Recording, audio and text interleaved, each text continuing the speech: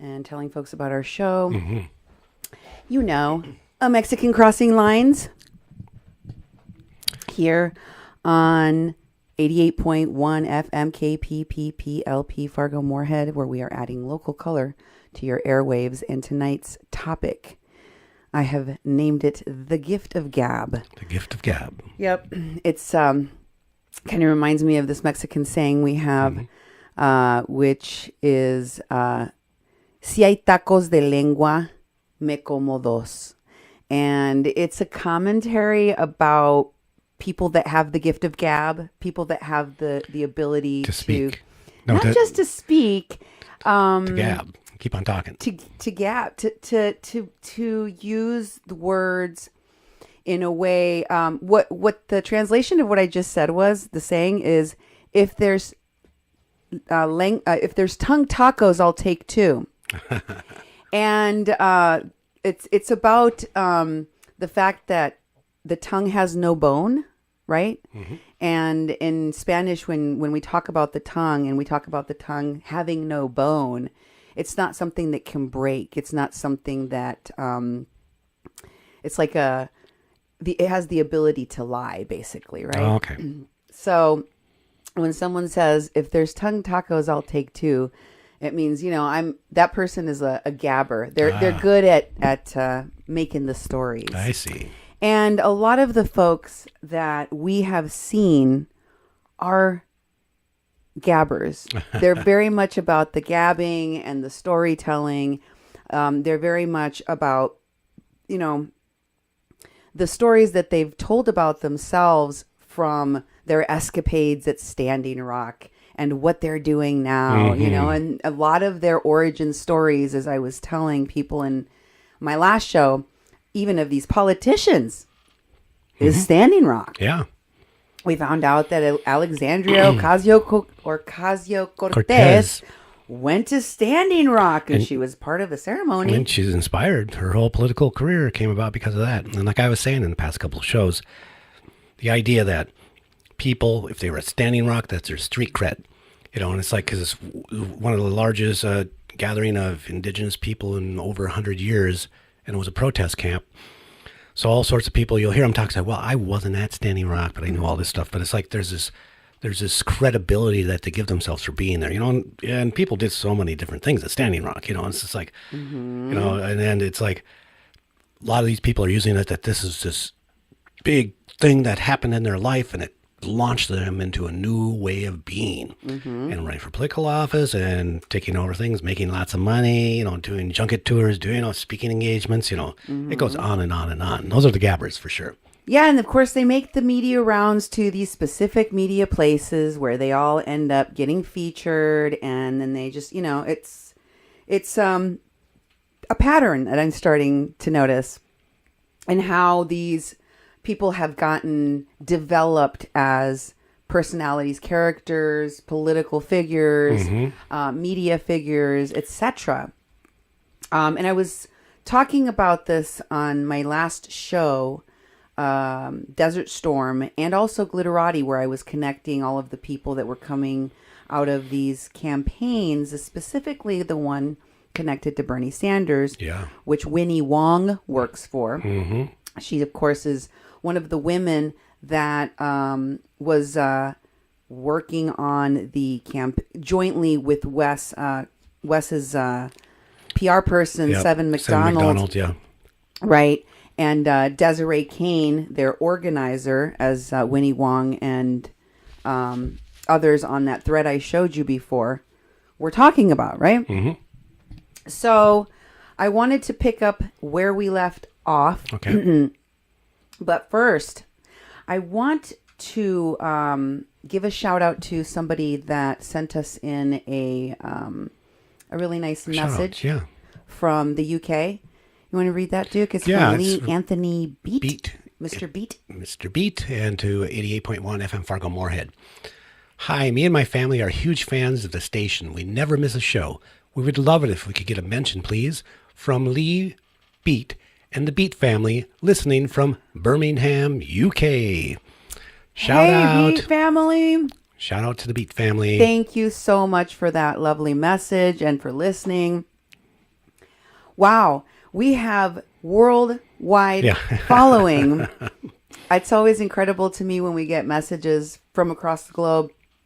How many people have been following our shows and are reporting on Standing Rock. And it was so critical because there wasn't a lot of accurate reporting coming out of Standing Rock. And of course, now we've learned a lot of it was being, reported by many of these so-called news organizations that popped up there that were fake, that are still running around the globe promoting a bunch of propaganda.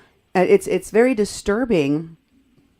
And I think as people have become more aware that they were duped, it starts to, make them ask, okay, if all these people were actors, if all this was orchestrated, if this was this massive operation, why? Yeah, why? Why was it done? And what's the purpose of covering up your real agenda? Yeah. Well, I recommend that you all check out the 6-part series that I did on fake progressive agendas and some of the ways that those are funded and some of the stuff that was funding, that is still funding the people that went out to Standing Rock, many of the nonprofit groups and organizers. So that will help you understand one of the reasons or one of the whys behind this chaos that was created. Yeah. And another would be watching a recently released Last Word show, which is available on HBO, by John Oliver. You can also watch the clip that I'm about to show you about astroturfing on YouTube.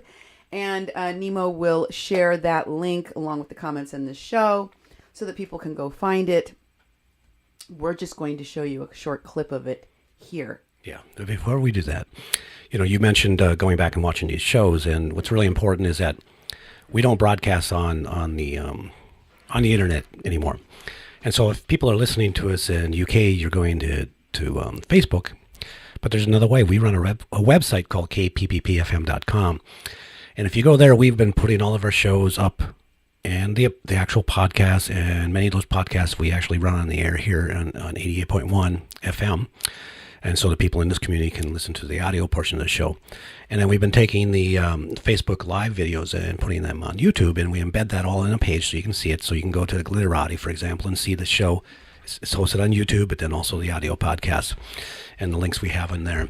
But that's one way to go to kpppfm.com. If you go to the archives, you can see all the shows, but then you can go to the programs, go to a Mexican Crossing Line, and see just specific shows that have been done by Cindy and myself for Mexican Crossing Lines.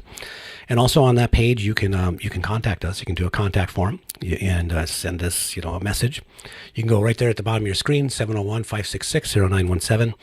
That's a message line. You can call us and leave a message, a voicemail, and some people have done that. Some people have called to complain. Some people have called to harass us. Some people have called to compliment us. And some people have called to give us information. You can do it that way, or you can do email, Cindy at kpppfm.com, or me, Duke, at kpppfm.com, or Nemo at kpppfm.com. And you can go to our pages on Facebook, the 88.1 FM Fargo Moorhead, the People's Press Project, the Mexi-Can. You can find Cindy on a public page at Cindy Goes Schempp. So there's many ways to get a hold of us, many ways to get us messages, and we do read them. And like I've said in almost every show is that if we haven't gotten back to you, if we haven't responded, it doesn't mean we haven't seen it, because we do comb through everything that we put out and everything that comes to us. We just might not have gotten to it because these shows is a great show you're going to see tonight, but it takes quite a bit of research and focus to focus on this subject and these subjects and lead to the next subject. And we take the things that people send us and we put them in the mix of when we're going to bring those things up and where they fit. So you might hear your stuff come out, several shows after you sent it in. So there's lots of ways. We do appreciate it. And also don't forget to donate to us. We're a non-profit organization. We're a 501c3 registered with federal government and state governments. And, we're a nonprofit station. We basically exist with a small budget and, for the tower and the equipment, and we're all volunteer.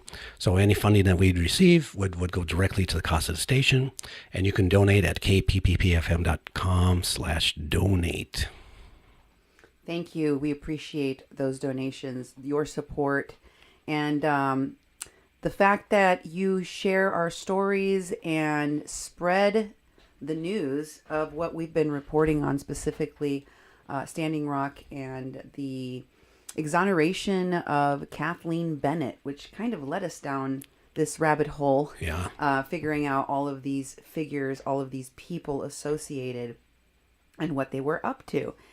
So this video, which I mentioned that you were going to play next, is the explanation of the why behind this. It's called astroturfing. Here it is.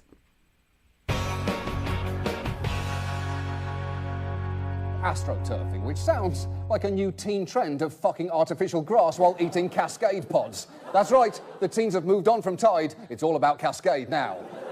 Astroturfing is the practice of corporations or political groups disguising themselves as spontaneous, authentic popular movements. It's basically fake grassroots. That's why they call it astroturfing. It's a very funny, very clever name. Now, you're probably familiar with astroturfing as a concept from seeing ads by groups with generic, populist-sounding names like Americans Against Food Taxes, delivering weirdly specific messages like these. Washington is talking about a new tax on juice drinks and soda. They say it's only pennies. Well, those pennies add up when you're trying to feed a family. Washington, if you're listening, what doesn't seem like much to you can be a lot to us. Tell Congress, no taxes on juice drinks and sodas. Now, it won't surprise you to learn that Americans Against Food Taxes was not started by regular Americans pooling their resources together to take out a large ad buy on national TV about their #1 problem priority, a proposed soda tax. No, it was a front group for the food and beverage industry, which makes a lot more sense. Soda companies have a lot of money, at least enough to convince LeBron James to pretend he drinks Sprite. Sprite! Diabetes you can taste. And while you might think, well, yeah, but that's obvious, I'd never fall for AstroTurf bullshit like that, don't be quite so sure. Because with dark money surging in the wake of decisions like Citizens United, AstroTurf techniques are now becoming more sophisticated, effective, and dangerous, and they are not going away. So tonight, we thought it might be useful to take a look at some of those techniques to help us better spot them in the future. And let's just start with the names themselves, because sometimes groups are created with deliberately misleading names. For instance, the group Save Our Tips, which purportedly speaks for waitstaff, is an anti-minimum wage increase group funded by restaurant owners. The National Wetlands Coalition worked on behalf of oil companies and real estate developers, and the American Council on Science and Health has been funded by, among other things, fracking interests, soda companies, e-cigarette companies, and chemical manufacturers. So it's pure, straight-up opposite world. It's like if this show was called Funny Time Happy Hour with Chuckle Hunk John Oliver. It's just demonstrably false. We can't back that shit up. And look, it's not always easy to spot exactly what a group's motive is, especially with an ad like this. Tony here, and I'm mad. What's with you people tossing money at the Humane Society of the United States? These HSUS losers aren't even affiliated with your local pet shelter. For more information, go to humanewatch.org. That is a very strange ad, because first of all, if you're going to have a talking dog, why would you make him such a gruff arsehole? Hey, I'm Tony and I'm mad. The Humane Society's a bunch of losers, and if you disagree, you can suck my dog dick. And second, who would take out an attack ad on the Humane Society?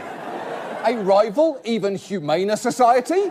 Puppy mills? Self-loathing dogs? It's impossible to say for sure. All I can tell you is that ad is the work of Rick Berman, a PR expert who's known in the industry as Dr. Evil. He is known for his defenses of controversial products, from secondhand smoke to trans fats to payday loans. He's also created non-profit groups that have fought regulation of all of those things. In fact, it's one of those groups, the Center for Consumer Freedom, which was credited on that Humane Society attack ad. So, if Is the Centre for Consumer Freedom a front group for Berman's corporate clients? Is it at all relevant that Rick Berman has shown up at events for the pork industry, an industry which has been targeted by the Humane Society in the past for the use of gestation crates, or, as Rick Berman insists on calling them, maternity pens?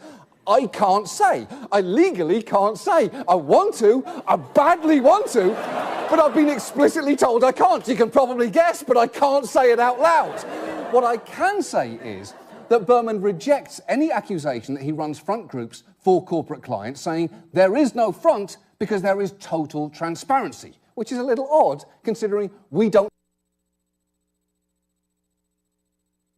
I'm going to show you of that. It's pretty good, right? Yeah. You want to watch. I want to keep on watching that. Yeah. I know it's good. It's really good. And sometimes I feel something is so important for our audience to understand or to learn about that I will read it. I'll go through it. I'll walk with, I'll walk through it just like I do with you and the kids. If I really want you to hear something, I'll sit down and I'll read it to you and we'll discuss it.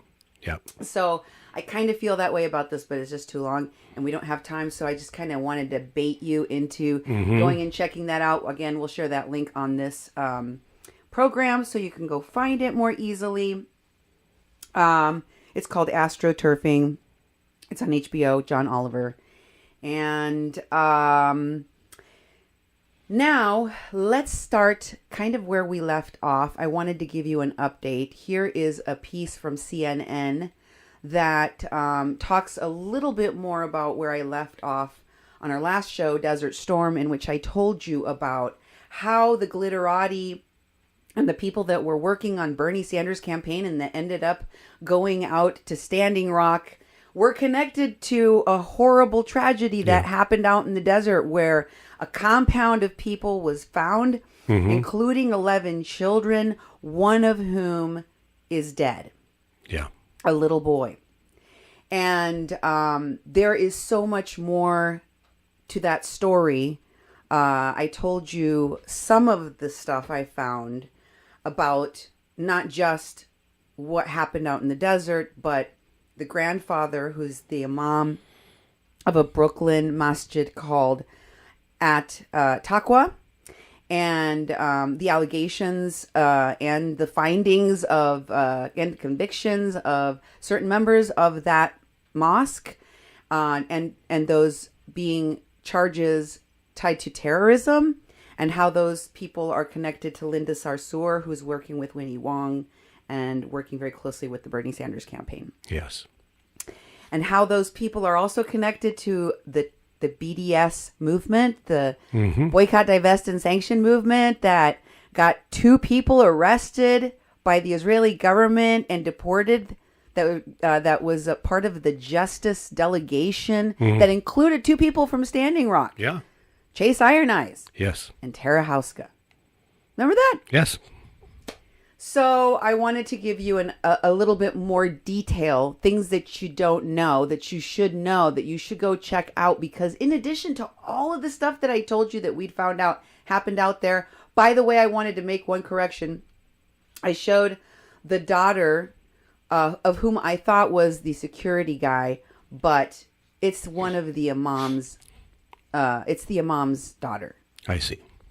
So I wanted to make that correction. The daughter that I said, that was the motivational speaker, and I showed her I think her LinkedIn page.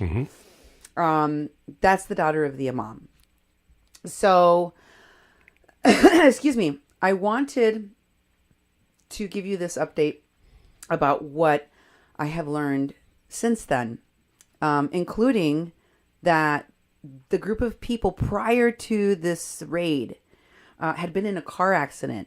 And in the vehicle during the car accident, which resulted in the car being flipped, some of the people even having to go to the hospital due to their injuries, were the kids. The kids were in the vehicle when this car accident happened. And also the guns.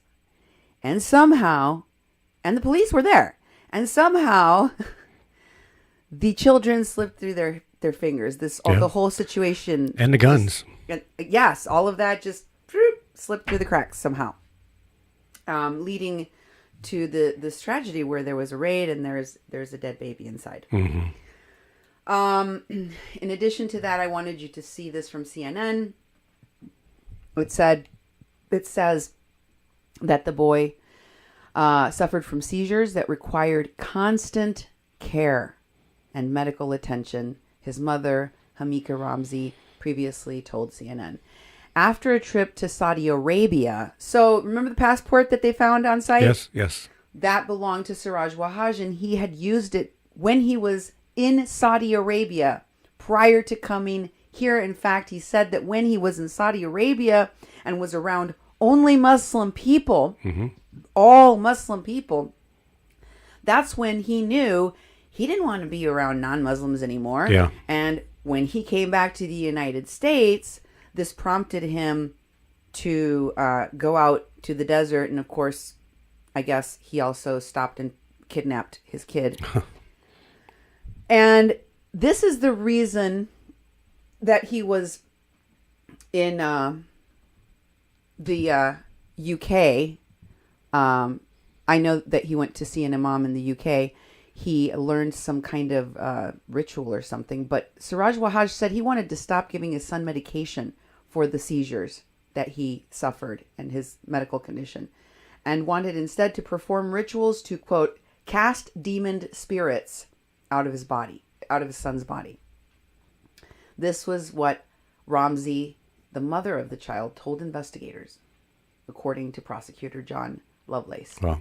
So, in addition to all the things that I told you about were involved, there is also exorcism, rituals, allegations of witchcraft. There's a whole lot more. Yeah. It's kind of crazy. It is. It's actually not just crazy. It's incredible. It's almost too much to believe that all of this was going on and nothing stopped it from happening. Mm-hmm. And all of the things that occurred, including, like I said, a car accident where the car was flipped, cops. the children were involved, and the guns were there. And they got away. Yeah. So that's all for now on that. And I also wanted to mention really quickly, because we covered it, Darren Patterson, the man that I reported about killing a Native American man here in the downtown of Fargo, at the Hodo, outside, of the Hodo, in the street, violently punching him and killing him. A man with a violent past of doing this kind of violence, with conviction, prior conviction for doing exactly this kind of violence. Also at a bar. Yeah. Basically got away with murder. He got 18 months after killing a man in our downtown. Wow. Mr. Peterson. Mm-hmm. It's That's really sad. That's and unjust, and it took a long time too. But he had some highfalutin lawyers and money behind him, so it's like, that's really sad. We actually have the original show we did on kpppfm.com, so you can listen and watch what we put out there. It was quite a while ago, and his trial kept on getting postponed and postponed and postponed, and now they've basically tried him and without very much media attention. He escaped all the media attention because they waited so long. The headline was even disturbing to me because it said that, Darren Patterson was sentenced for 18 months for fatally punching a man in downtown. He killed him. You can't even say the word. Yeah. Like, he killed Jamie Grant. Yeah. And Jamie left Grant. his child orphaned of his dad. Mm-hmm. I think his son was only 3. I mean, he had like a miracle baby. Mm-hmm. He'd always really wanted to have one, and they had a lot of trouble. Wow. And they finally had their miracle baby. Mm-hmm. Oh my God, it's so heart-wrenching. This Yeah, it guy's is. not even from here anymore. He now lives, the murderer now lives in Vegas. 18 months. That's Wow. it. Well, Very heartbreaking story. If you want to hear everything about that, you can go back to the archives of our show on kpppfm.com. that's right. So those are all the updates that I have for you. Now we can really get into The show. But do think about the concept of astroturfing. If that little clip helped you to imagine that you're basically building fake grassroots, right? Yeah. And you're co-opting for a different agenda. That's kind of what we have seen. And I wanted to start off kind of where I told folks I was going to leave off on my last show, which was Tulsi Gabbard, because I talked about this Linda Sarsour with the Women's March. Yep. How she went to Standing Rock. How Tulsi Gabbard was at Standing Rock, and Alexandria Ocasio-Cortez. Yes. And so I want to go back to this Jacobin article and tell you a little bit about it, because I don't think people really paid attention. Oh, and this is the Seven McDonald picture. See how she was kind of one of their people that was being handled by their PR people? Mm-hmm. Seven McDonald. These same Hollywood people were involved at Standing Rock. This was prior to Standing Rock. There's Tulsi with none other than Activate Now, Ed Higgins here. Yeah. Next to Tulsi on the other side is Jesse Ilnicki. Mm-hmm. And oops, why did you take that away? And then after that, we have Paisano. I can't remember her first name. Something Paisano. Something... I can't remember. Anyway, behind that is Joseph George and Mark Sanderson. Yes. And I can't remember who the guy behind Tulsi is, but there's Evan Duke the Third. Mm-hmm. And Ed Higgins the Third. So we've learned so much more about this veterans group, right? Yeah. This veterans Veterans Stand for Standing Rock turned Veterans Respond turned all of those other veterans. Again, I did a whole series of shows about those folks. Mm-hmm. And I want you to read what it says there on the post along with this picture, if you could. See if we make that larger so we can actually read it. It says it's via Tulsi Gabbard. Yep. So this comes from Tulsi Gabbard. Last Sunday night at Standing Rock with fellow veterans at their camp, they established a command team in Operations TOC. They are assisting with safety and security operations in the camp. I am honored to have met these incredible veterans who inspire as they continue their mission of service. They are in this for the long haul, planning to stay until the drilling pad and construction equipment are removed. No dapple, Miniwakoni. Water is life. Veterans with Ed Higgins. Okay.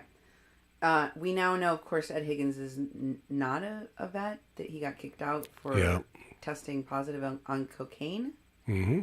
I don't know about Evan, but this was definitely some kind of validation. Yeah. And I did an interview with Joseph George. Yeah. I don't want to play that tonight, but I do want to play it at some point. It's pretty interesting. Mm-hmm. And he told me that, because I asked him, why were you guys the security detail for Tulsi Gabbard? What kind of security threat what was posed for her at the camp? I thought there was no danger to anyone at the camp. And then he was like, well, she didn't really have any security needs. Yeah, there's just fans. Yeah, they were just around. fanboying. Yep, I remember that. He told me they were just fanboying, basically. So all of that, we were the security detail. Nah, not really. They were just fanboying, and they got to go along for the photo op. But again, it's all about the illusion, right? Mm-hmm. The illusion. Here is a post with oh no, not that yet. I won't get to Evan, Duke, and Terry yet. Let me tell you more about this article. Do you have the Jacobin article? Yeah, it's up there. Okay. Let's focus on that for just a minute. Because, oh, well, you know what? I think I will go to Evan Duke, Tara. It's like Go ahead and go to the next one. earlier ones, yes. Sorry, the earlier ones. This is Evan Duke, one of the guys in the picture with Tulsi Gabbard. Yeah. He was living or just moved in as roommates with Chelsea in our recent update of that That's situation. Right. Mm-hmm. Chelsea Lyons Kent. And he's from, are they from Portland, Oregon? Or? I'm not sure where they're from. I know they were living out there. They were living out there, right? Yeah. And in this post, can you read it, honey? Sure can. Evan K. Duke, the third. I got a pretty sweet picture of you in D.C. on Inauguration Day, Tara. I'm still sorting through the pics from last year. Anyways, this is for you. So he shows Tara Houska, Yep. right? Yep. We were just talking about her and the Justice Delegation. Mm-hmm. Here's one of the people that she was hanging out with. And on this picture, you see Francis Fisher, Yeah. right? Mm-hmm. Which we were just talking about, connected to Winnie Wong and all the glitterati, saying to Tara, "Love you, Tara, XOXOXOXO," on Evan Duke III's post. So Francis Fisher knows Evan K. Duke, knows Chelsea Lyons, knows Ed Higgins, knows all those these people, people, loves all those people. Yeah. I've showed you her connection to those people in the past. Mm-hmm. Or should I say those rapists? Yes. Because they're rapists. And thieves. Chelsea's a rapist. Ed's a rapist. Mm-hmm. It's true. Okay. Next, I want to show you the Jacobin article. All right. Now, can you go to the document Sure. and read a little bit of the facts, each one of those numbered facts All right. about Tulsi Gabbard that I pulled from that Jacobin article. I'm not going to read the whole article, Okay. but I do want to share some of the people. things that people should know about Tulsi that they probably didn't know, as this article titled Tulsi Gabbard is not your friend, Yep. wants you to know. Here are some facts. Yep. Her father is Mike Gabbard, a former Honolulu city councilman, state senator, and high-profile anti-gay activist who led a campaign against same-sex marriage in Hawaii in the 1990s. He founded the educational nonprofit Stop Promoting Homosexuality and brought himself to a show on a local radio station to denounce LGBT people. She opposed abortion and supported a constitutional amendment defining marriages between a man and a woman. After Honolulu magazine emailed her father to ask about his former ties to conservative Hare Krishna splinter group of 2004 profile, it was Gabbard who replied angrily, accusing the magazine of acting as a conduit for the Honolulu Weekly and other homosexual extremist supporters of Ed Case, her father's opponent.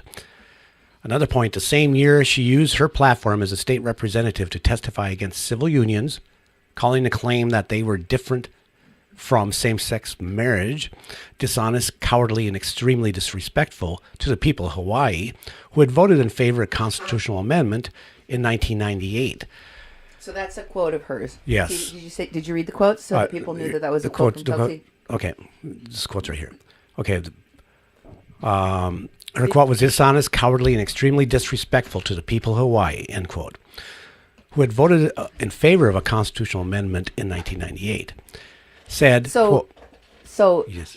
so that you have to give them the context, honey, because otherwise it doesn't make any sense. Yeah. And of course, this is partially about her father, not her. That, to be fair, Mike Gabbard is not Tulsi Gabbard, and just because he's an anti-gay activist doesn't mean that she is, right? Mm-hmm. I want to just make that clear. But she herself also, when people were asking him about some of his weird conservative Hare Krishna cult type thing that he used to do, which again is also him. But, you know, that's what she was raised in. Yeah. She was raised with a dad that had like a Hare Krishna cult kind of thing that he was part of, which of course meant she was part of it too. Yeah. She was raised in a culty family, in a homophobic culty family. Yeah. She said to one of these magazines asking questions, hey, you're acting as a conduit for the Honolulu Weekly and other homosexual extremist supporters of a guy that was her dad's opponent by the name of Ed Case. I see. She said that. So, you know, whether she was parroting something her father wanted her to say, who knows? She was defending her dad. But she said that. Okay. She said homosexual extremist supporters. Have you ever heard of homosexual extremists? No. What is that? I don't know. Can someone explain what homosexual extremism is? That sounds... that's made up, isn't it? I think so. Okay. Now, just to be clear, she also said during that same year, when she was a state representative and she was testifying against civil unions, marriages, okay? Well, they're not technically marriages, they're unions, but the people that wanted same-sex marriage, right? Yeah. And she said that unions, civil unions, were, quote, dishonest, cowardly, and extremely disrespectful to the people of Hawaii. Those are her words. Yep. That's what she said. I know she said it a long time ago when she was younger, but she did say it. And I think that it bears remembering her roots, because we don't know if she truly changed or if she is now just concealing what is not going to be acceptable to a large portion of the population. Right? Yeah. So you just got to take it underground. Kind of like the president. He doesn't have the N-word in his vocabulary, he says, but you know he's a racist. You know that you know that you know, right? Right. Okay. So, going back to the article, Tulsi Gabbard also said, as Democrats, we should be representing the views of the people, not a small number of homosexual extremists. There it is again. Yeah. Okay. So I do want to point out that, of course, she has done a 180 since that time. She has changed radically. She does not hold a lot of these views anymore. In fact, she's voted for gay rights as a member of Congress. She's done a lot of things that would appear to make her seem as if she has become more progressive in her thinking. She turned around, as they say.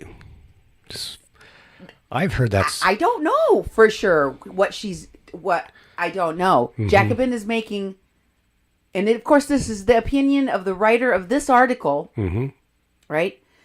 You need to make up your own mind what you think about this. Yeah. But what it is saying is that there is cause for concern, and there's a lot of evidence for that concern. And I think that we have to start thinking like this. If we know that they're coming dressed in sheep's clothing, but underneath there's actually wolves, we need to check and verify before some sheep end up dead. Yep. Y'all feel me?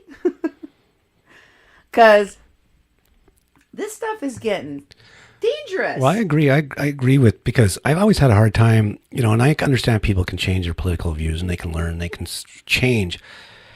But my experience with people who are very, very evil and conservative, all of a sudden switching to be liberal and progressive, like Ed Schultz, and who he's passed away recently, but he lived in this community. I knew him as a redneck football player that did our local news and talk shows, and he went out, and he was vile. It was scary. I'd bring people into the radio station, and he would just yell at them and very, very conservative, anti-people of color.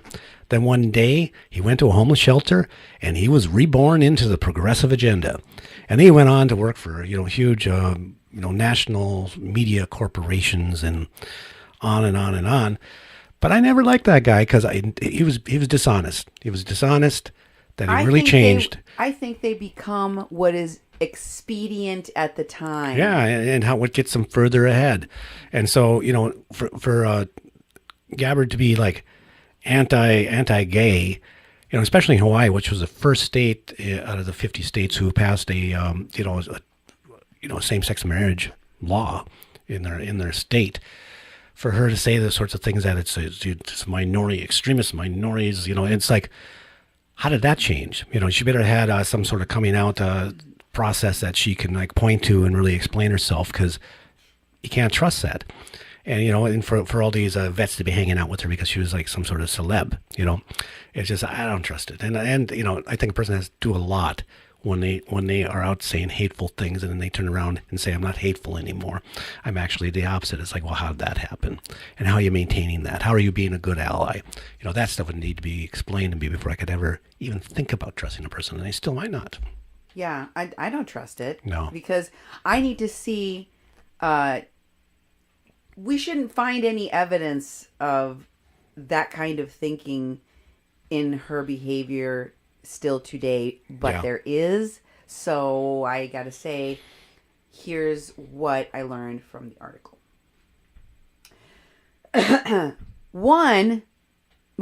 Actually, we were up to number 6, weren't we?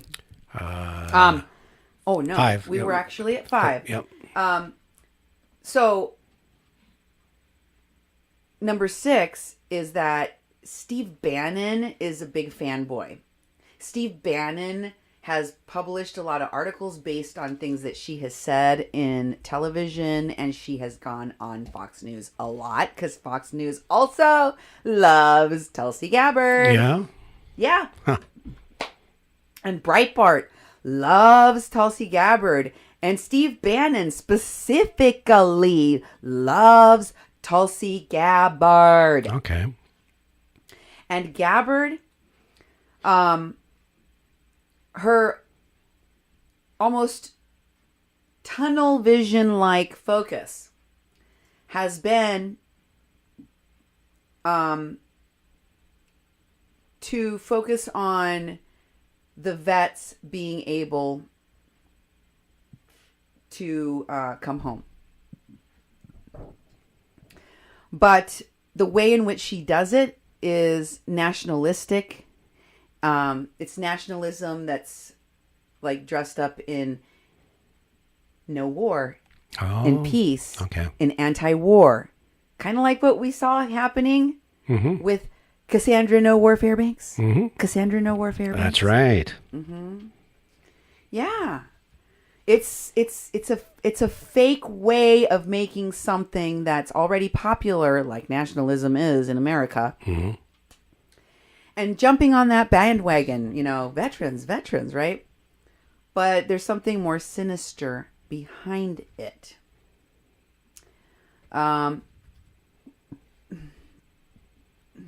Oops. I think I lost my place. Oh, where is... Cassandra. I was going to say, where is Cassandra? She's so far into the future, dude. We're not even close to her. I thought, is she coming up next? Actually, she's going to be on the show because I wanted to show you a little bit of how I see the transformation of these people kind of really going. And she's one of those that kind of has shown a lot of that transformation. I kind of would argue that they really are who they are, that they have arguably not changed, and especially not enough. Another thing that you should know about her, she has anti-interventionism, but it's very selective. And her brand of anti-interventionalism has been praised by none other than the KKK Grand Wizard David Duke, who called her to be named Secretary of State. Wow. Oh, yeah. He loves some Tulsi Gabbard. When you have the Grand Wizard, former Grand Wizard of the KKK and guy who endorsed Donald Trump and Steve Bannon adoring, fanboying, and, impulsing your career? Yeah. Supporting your career? Y'all better pay attention. Something that should not pass the smell test for anybody. Don't you find that troubling and disturbing? Yes, I do. And the title of the article is Tulsi Gabbard is not your friend. And once again, it's like, you can't forget about these things. And David Duke and tried to get her a job in the cabinet. I mean, I would not want to go near that person. If I saw that person at Standing Rock and Tulsi Gabbard and I knew anything about it, I can stay way away from her. What's she doing here? She hanging out with the Bundy people that came out there. They were out there. I wasn't going to go hang out with them. I'd stay far, far, far away. Guess who else she hobnobs with? Who? Trump supporter and donor Sheldon Adelson. You've heard of him. He's super, super rich. You've heard of him because it's been very controversial who he's given money to and for what campaigns. But he is one of the big Trump supporters.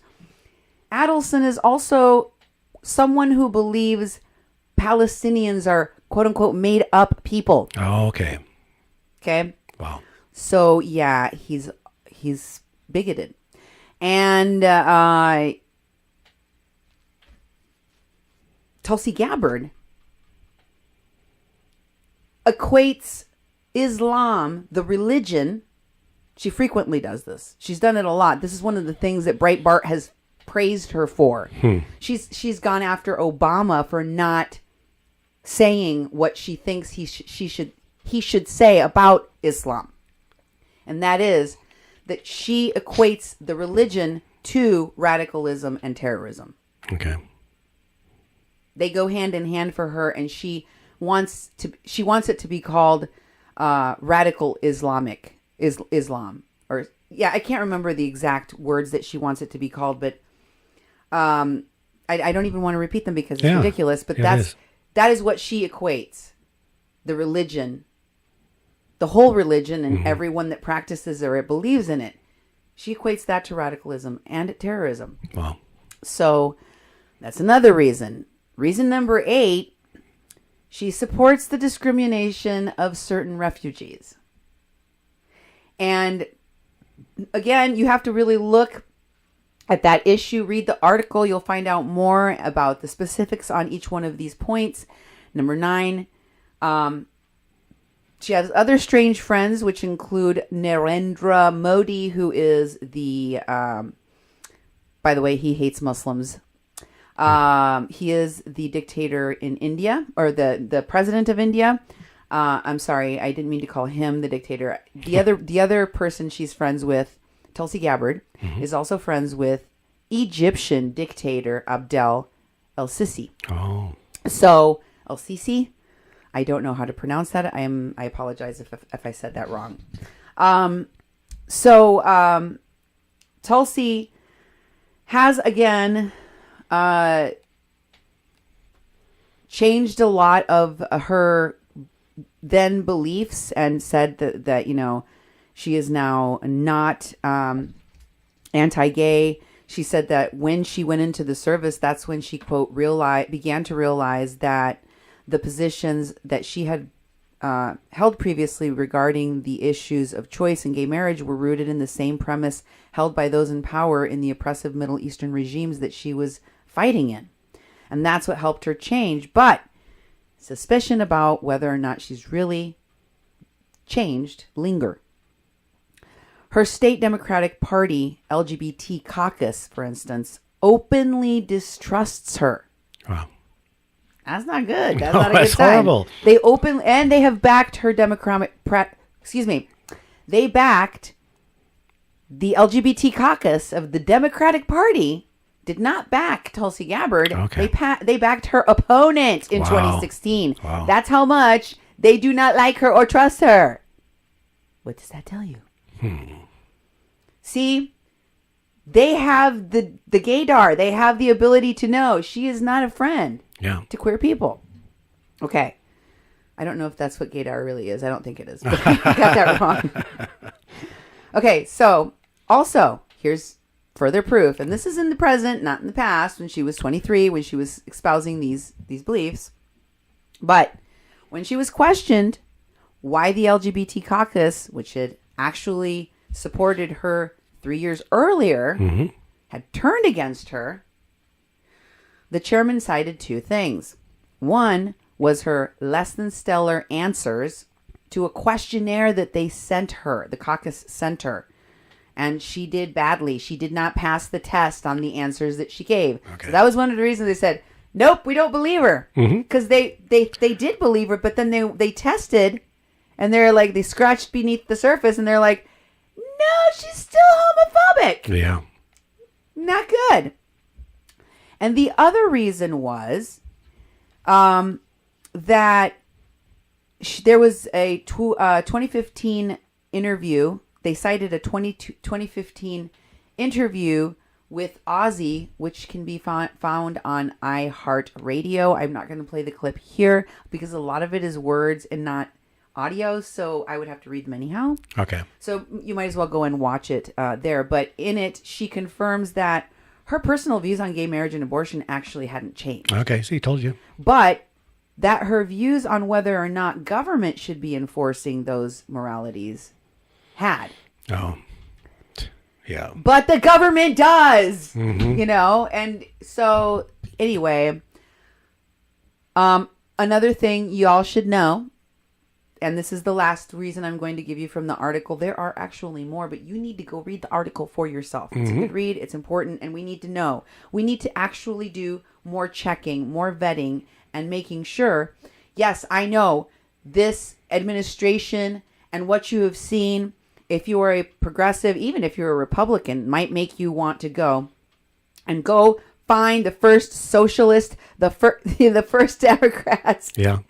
The first brown Democrat, the first woman Democrat that you can, so that you can go vote for them and you can donate to their campaign and cleanse your palate. But verify before you vote. Verify before you vote. Hashtag verify before you vote. Yep. Please, because I don't trust these people. I don't trust a lot of these people. A lot of them are fake liars, con artists, frauds, and they set themselves up to have, this is going to be their career now for a while, making money. And of course, what could be behind all of this? I don't know. Is a pipeline involved? Oh, maybe oil? We're talking about the energy sector. Maybe energy economies? Wonder what could possibly be driving all of this. And why would Hollywood benefit? Why would some documentarian like Josh Fox and all of those people benefit? Y'all got to watch our shows more often. We've gone through a lot of this stuff on my shows that I did on Fake Progressive Agendas, parts 1 through 6. Nemo will drop all of those links in the comments of this show so you can go back, catch up, and learn about all that stuff. Yeah. And have a better understanding of not only that you were duped, but why you were duped and from where. Where did this come from? Okay? Here's the last thing that I'll tell you about Tulsi, which should give you chills. Tulsi managed to secure a special invite to the American Enterprise Institute party. Do you know what that is? No, I don't. Well, it's very super exclusivo. Only for the glitterati of the glitterati, the creme de la creme brulee. And they have an annual closed to the press party retreat where she hobnobbed with people like Dick Cheney. Oh, boy. Bill Kristol. Mike Pence. Rupert Murdoch. Wow. And the DeVosses. Oh. Wonder if Eric Prince, the Tiger Swan guy was there. Yeah. Because Eric Prince, the Tiger Swan guy, he's Betsy DeVos's brother. Oh, yeah. Did you hear they're trying to privatize the Afghanistan war? No. Yep, that was in the news today. Wow. They're going to privatize their mama. Mm-hmm. They're going to privatize su chingada madre. Mm-hmm. Que la privaticen. That they want to privatize everything. Privatize the prison. Privatize the schools. Remember that senator in Mexico? Mm-hmm. When they were doing that? That's why here at a Mexican crossing lines, I'm telling you the future. I already seen what happened in Mexico. Yeah. Now you got senators running around because they're taking away security clearances from all of these people. Like we're a banana republic. Mm-hmm. And what a Mexican was trying to tell you about this years ago. Yep. I've been trying to tell you what's coming for you. You need to listen if you don't want to end up like over there across the border. Yep, right? exactly. Also present at this exclusive party, okay, were sponsors like Lockheed Martin, Canada's Department of National Defense, and others. By the way, that's who sponsors the pate. Wow, interesting. And Tulsi, at the urging of the American Enterprise Institute, had spoken at the Halifax International Security Forum, which is sponsored by those same groups. Okay. those groups that I just mentioned. Wow. So she has been involved in energy policy. Mm-hmm. What? Huh. Nora Maccabee, Oliver Stone, Sean Stone, Wes Clark, Phyllis Young, Standing Rock. Wow. What did Wes say? Let's go back to what Wes said. Let's listen. What did he tell us about who took him to Standing Rock? Oh, that's right. Let me hear this, please. I was contacted by Sean Stone, Oliver Stone's son, Okay. who said he wanted to write a movie with me. Okay. 1 month later, I get a call from a man named James Martinez. James Martinez says he got my number from a friend of mine named Nora Maccabee. Okay. When I called Nora and asked her yesterday where she knew James from, she said he was a friend of Sean Stone's. So the first question is, why would a friend of Sean Stone's go to a friend of mine to get my number when they could have gotten my number from Sean Stone? Right. So he became the person who got me involved with Standing Rock. He called me up and he said, I was friends with Russell Means and, I'm here to... He told me I needed to save the Lakota Nation. And he became my go-between with Phyllis Young. Phyllis Young I'd never talked to her without him calling Phyllis and connecting us. Wow. At first they wanted my dad out there. And my dad was like, fuck no. So, I told you all this story when we, did the interview back in January, how that month went. Mm-hmm. I think almost everybody surrounding me out there and in the leadership of Veterans Stand, this may sound crazy, is part of this Russian operation. Oh, yeah. I don't think that's crazy anymore. Not only that, I think these people are the people who are going to pull off the proverbial Reichstag fire to put us under martial law through orchestrating a race riot in Flint, Michigan, in combination with a pipeline attack in the Dakotas. I've been hearing about that in Flint for a while.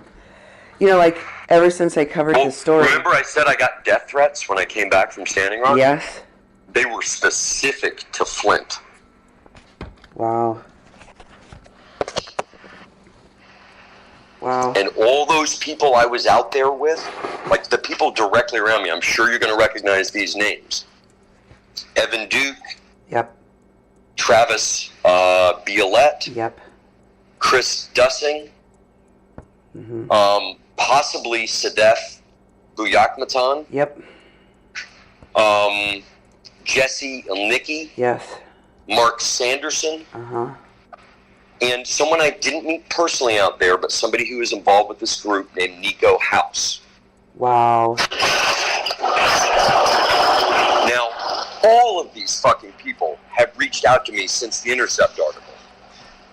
And it's mainly to find out what I've known. I tell all of them, I think Ed's a fucking infiltrator, but I don't have proof. Mm-hmm. And I tell them, I think everybody's being used as part of an op. Mm-hmm. But, I mean, Cindy, just with what I can learn on Facebook, like I've learned the greatest way to find anything out is do the Google search, but do it from 2015 back. Yeah. But here's the other freaky thing. Every person out there in that leadership team had some backstory that connected them to me. Sure. So, Chris Dussing was supposedly a rifleman company commander in K4 under my dad's command during the war in Yugoslavia. Wow. Do you recognize the name Jen Spalding? That sounds familiar. Jen Spalding was the officer in charge for the Eagle Butte staging area. Oh, yeah. Jen Spalding, when I met her, was, by the way, one of the first people I met when I walked into the fucking casino. She was sitting right outside that little fucking restaurant in a wheelchair with a fucking heart device on, telling me that she'd just gotten out of chemo, she had 6 months to live, and that she was in this state of affairs because of a brutal attack she'd suffered in the military where people kicked her in the head. I also suffered an attack in the military where I was kicked in the head. Uh-huh. Okay, anyway, so she was the head of the people down in Eagle Butte. And she had this story about being attacked by neo-Nazis when she was there. Mm-hmm. But what I've noticed is she drives all over the country. She's still alive and heading to Michigan. Now, when you look at her Facebook page, it says, all the places she's lived, like, Texas, Oklahoma, Carolinas, Georgia. Nothing about Michigan. But if you do a search of just her name, like in quotes, and, before, 2015 and earlier, the only shit that shows up about her online is A, that she's disabled, and claims to be a veteran, and B, some restaurant reviews for, like, Yelp on, like, fucking McDonald's and Arby's in Lansing, Michigan. Are you starting to see all the weird shit? Yeah. Oh my God. So this guy, Neko House, reaches out to me, I don't know, a week and a half ago. And he, do you want to talk about Tiger Swan? And I basically have told most of these people, dude, I'm backing the fuck off. I don't want anything to do with any of this. This is over my head. Yeah. But he wanted to talk to me. So I researched Neko House. Neko House on Facebook was the head of the student Bernie group in either North or South Carolina, one of those fucking, either North Carolina State or South Carolina State. Mm-hmm. Doesn't say he's a veteran on his Facebook. But if you search deeper online, he is a veteran. Okay. So why would you not admit you were a veteran on Facebook? And then his place of employment is a high-priced real estate company based in Miami that only sells real estate, super luxury real estate, in Manhattan and Miami. Huh. And this guy uses GoFundMes to go to the People's Climate Summit. And when I talked to him on the phone, he said, dude, because, con men, they can't help but fucking brag. Mm-hmm. So he's like, I was the first guy to turn everyone against Hillary when WikiLeaks came out. So then I was like, ding, ding, ding, ding, ding, ding, ding. And I went back and I looked at every one of these people in this fucking group. To include, by the way, Victory Lundquist. Really? Who was another one of them. Mm-hmm. That Neko House has been mentioned to me several times in connection with Ed Higgins by some of the other whistleblowers I've been talking to. And I had never heard that name before, and now I'm hearing it all the time. Yeah, because they all met up at the People's Summit together, and then they all went to Flint. Yeah. And then... And here's the thing. Did I tell you about Chris Dussing, that he has a Russian wife that he married so she could get a green card? Nope. Yeah, he's the commander of the vets on the Cheyenne River Res. And he told me last week that he was talking about, like, armed patrols around the pipeline. And I'm like, dude, what are you even doing looking at what's going on around the fucking pipeline? Because it's full of fucking oil. You can't do anything. It's there. It's full of oil. Yeah. So why is he noting where the patrols are on the pipeline? You see what I'm saying? Like, there is a two-pronged terror attack that's, like, quite literally a false flag attack that's going to happen whenever Trump reaches that point when they're about to fucking put the cuffs on him, which may be in the next week, because they're all in Michigan now. I know. And they travel through Lawrence, Kansas a lot. Yeah.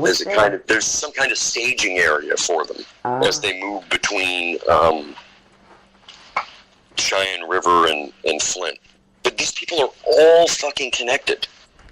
And by the way, Mike Wood has like $450,000 fucking dollars in multiple bank accounts that he never paid out to vets or water protectors or donated to the tribe or put into a legal trust or anything. He just kept the fucking money.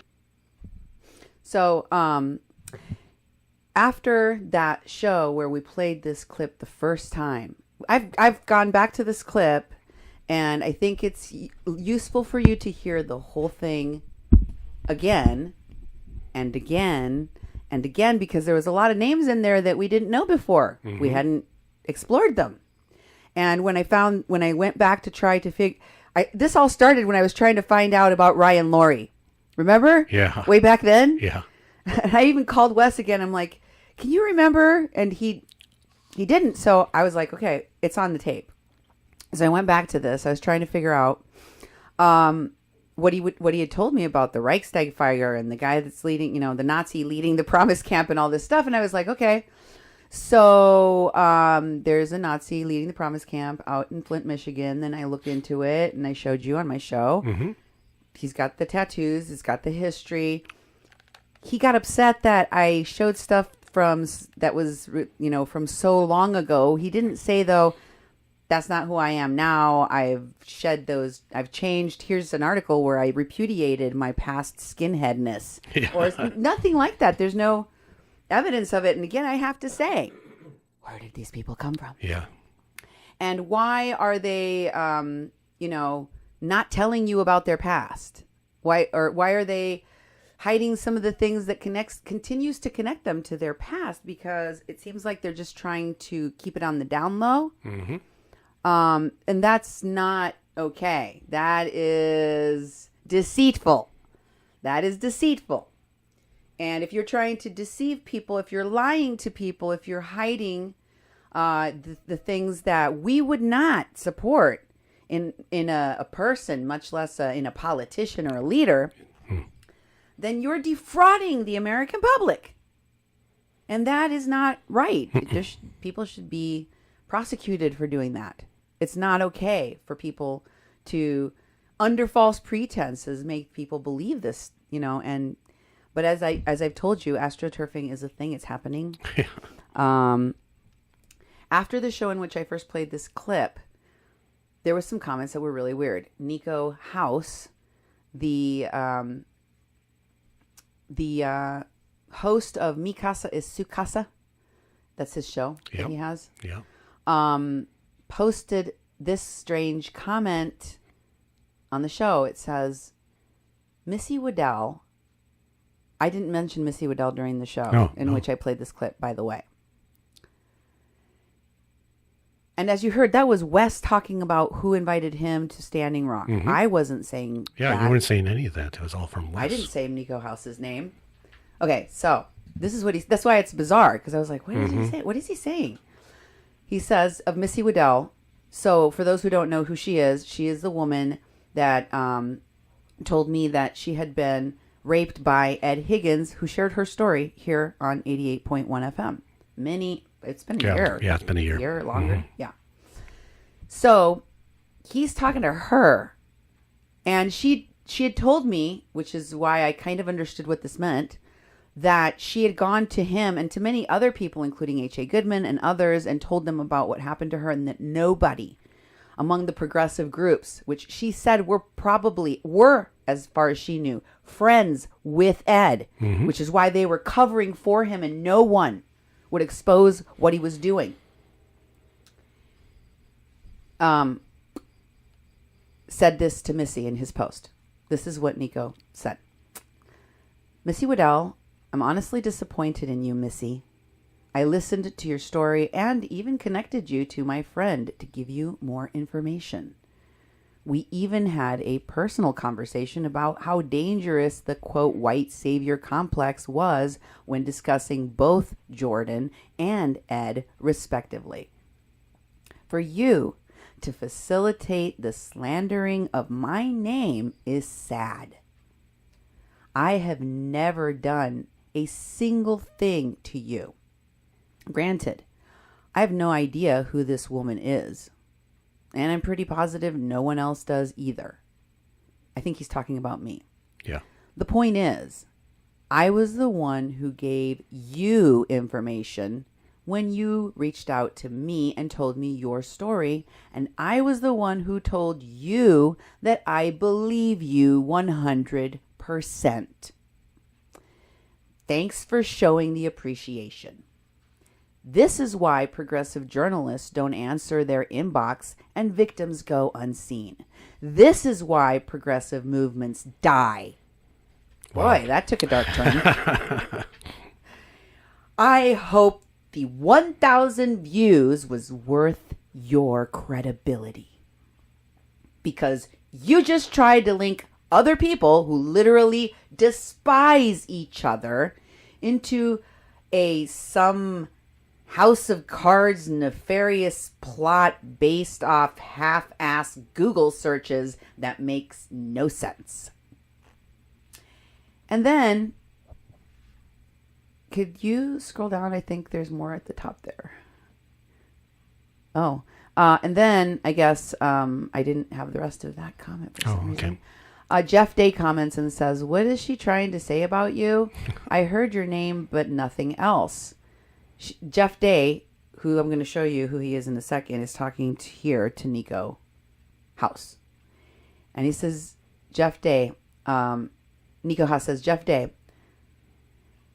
that Ed, Billy, and Jordan and some others are all working together as a group of some secret sexual assault, water poisoning race rioters, I think. Lamau. Again, to be clear, I didn't say those things. Mm-hmm. I played the same clip I played before. That was Wes telling me, reporting to me what he knew. Mm-hmm. And Jeff Day says, crazy. Yeah. And Missy Waddell says, is it crazy, Jeff Day? ?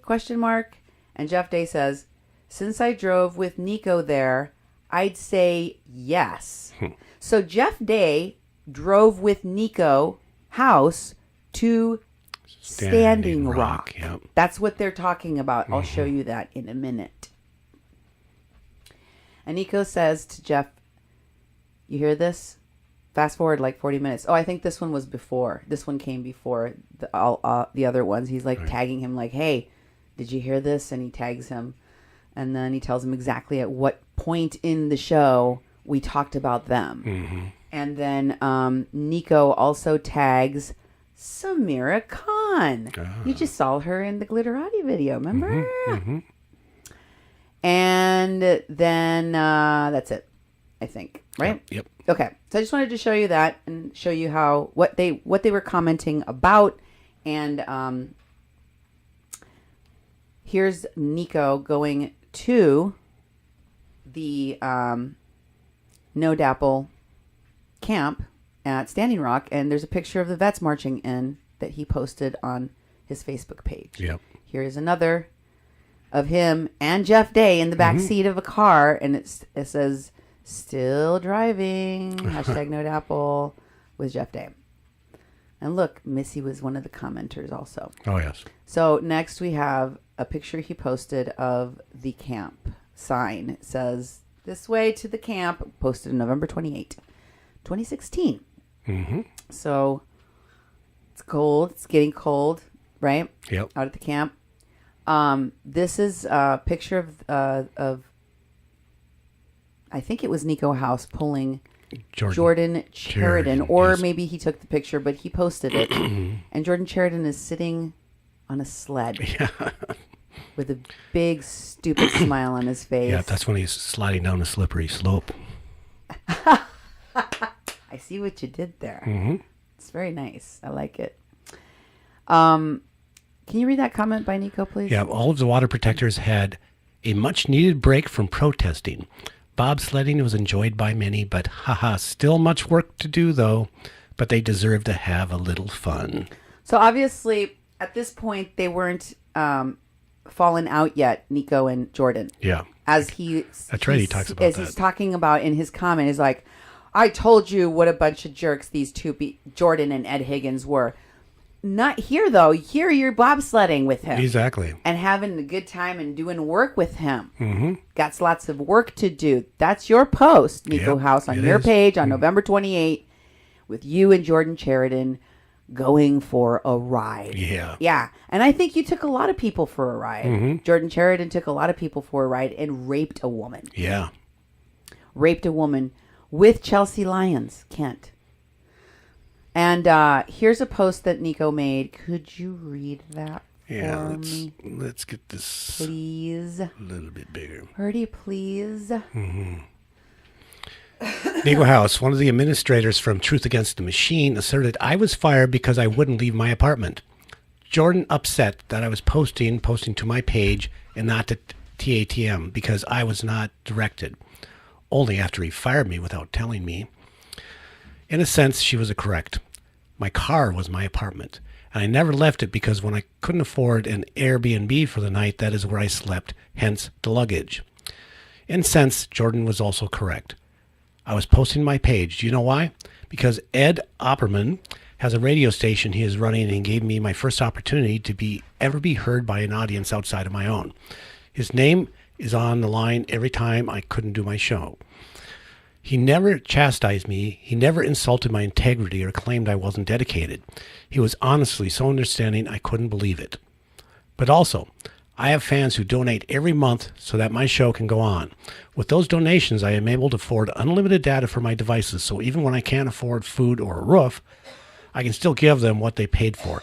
And to my understanding, they appreciate that. You wanted to knock me down, right? You wanted to make yourself the victim.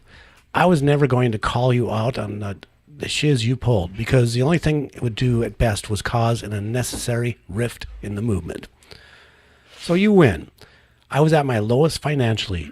I was lucky if I ever got to pull out $100 for the week by tricking my bank by depositing just enough to get out of the negatives.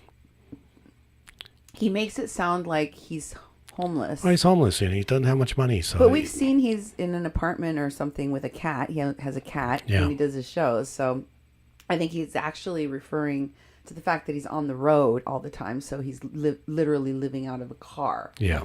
And probably hotel rooms, I'm sure.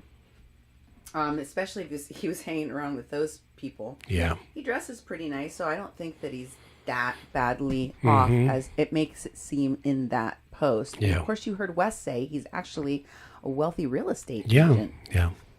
So there's a lot of contradictory things, but of course, only he knows who he really is. Right? Yeah, exactly. I don't know.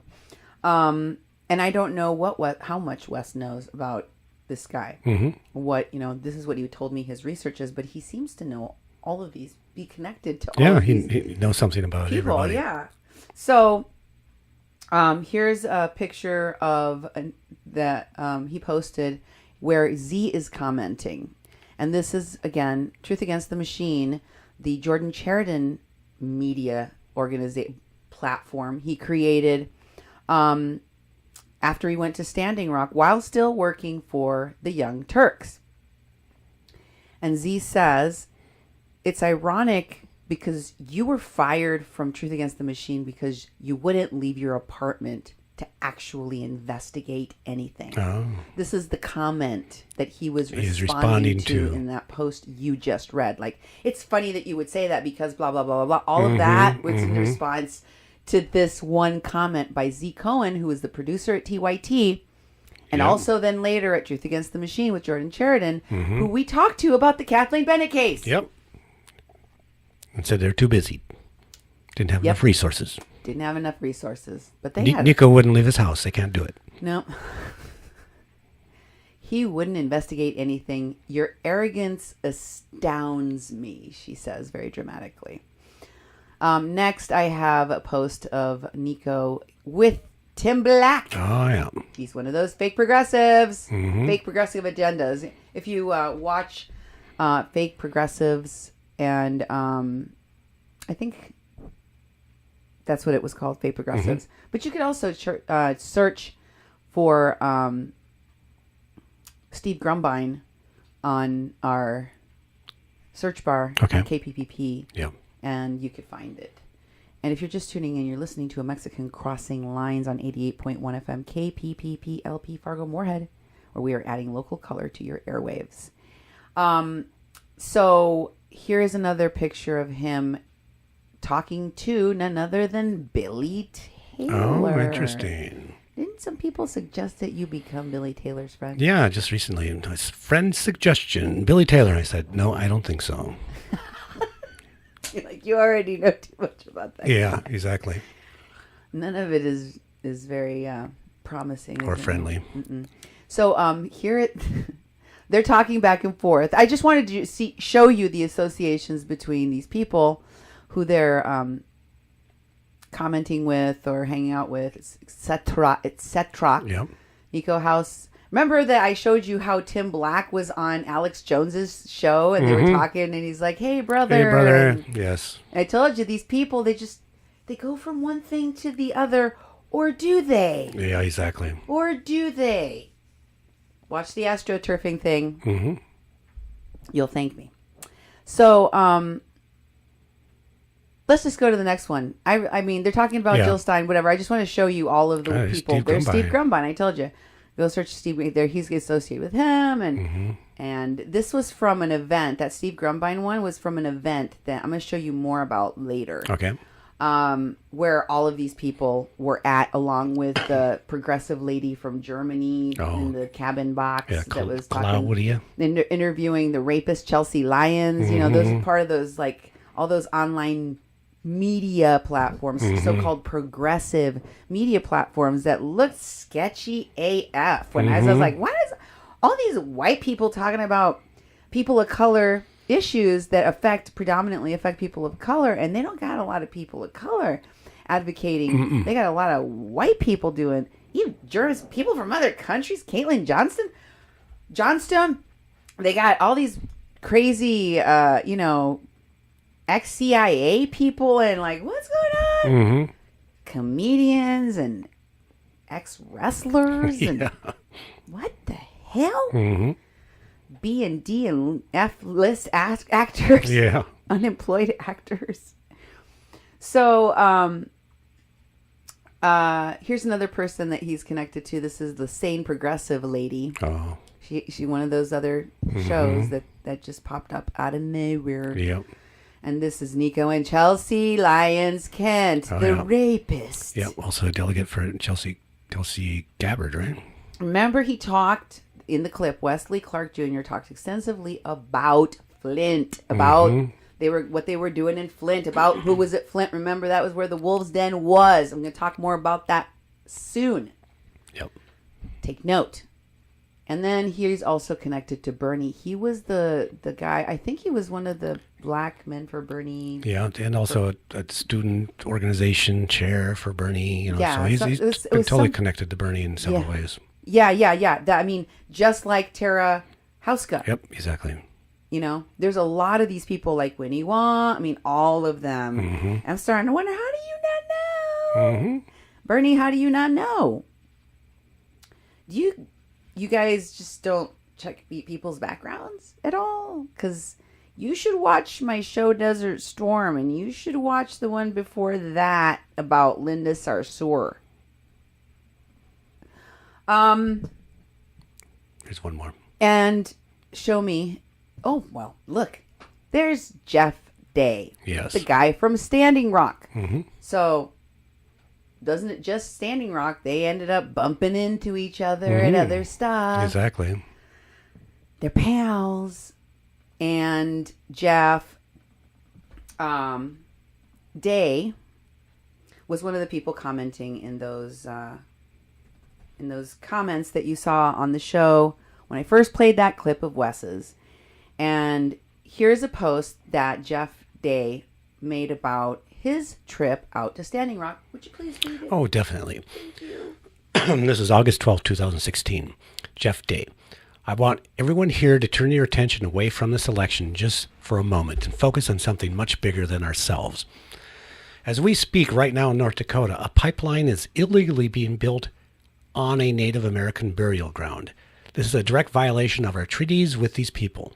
They're asking everyone who has ability to go to North Dakota right now and stand in front of the bulldozers.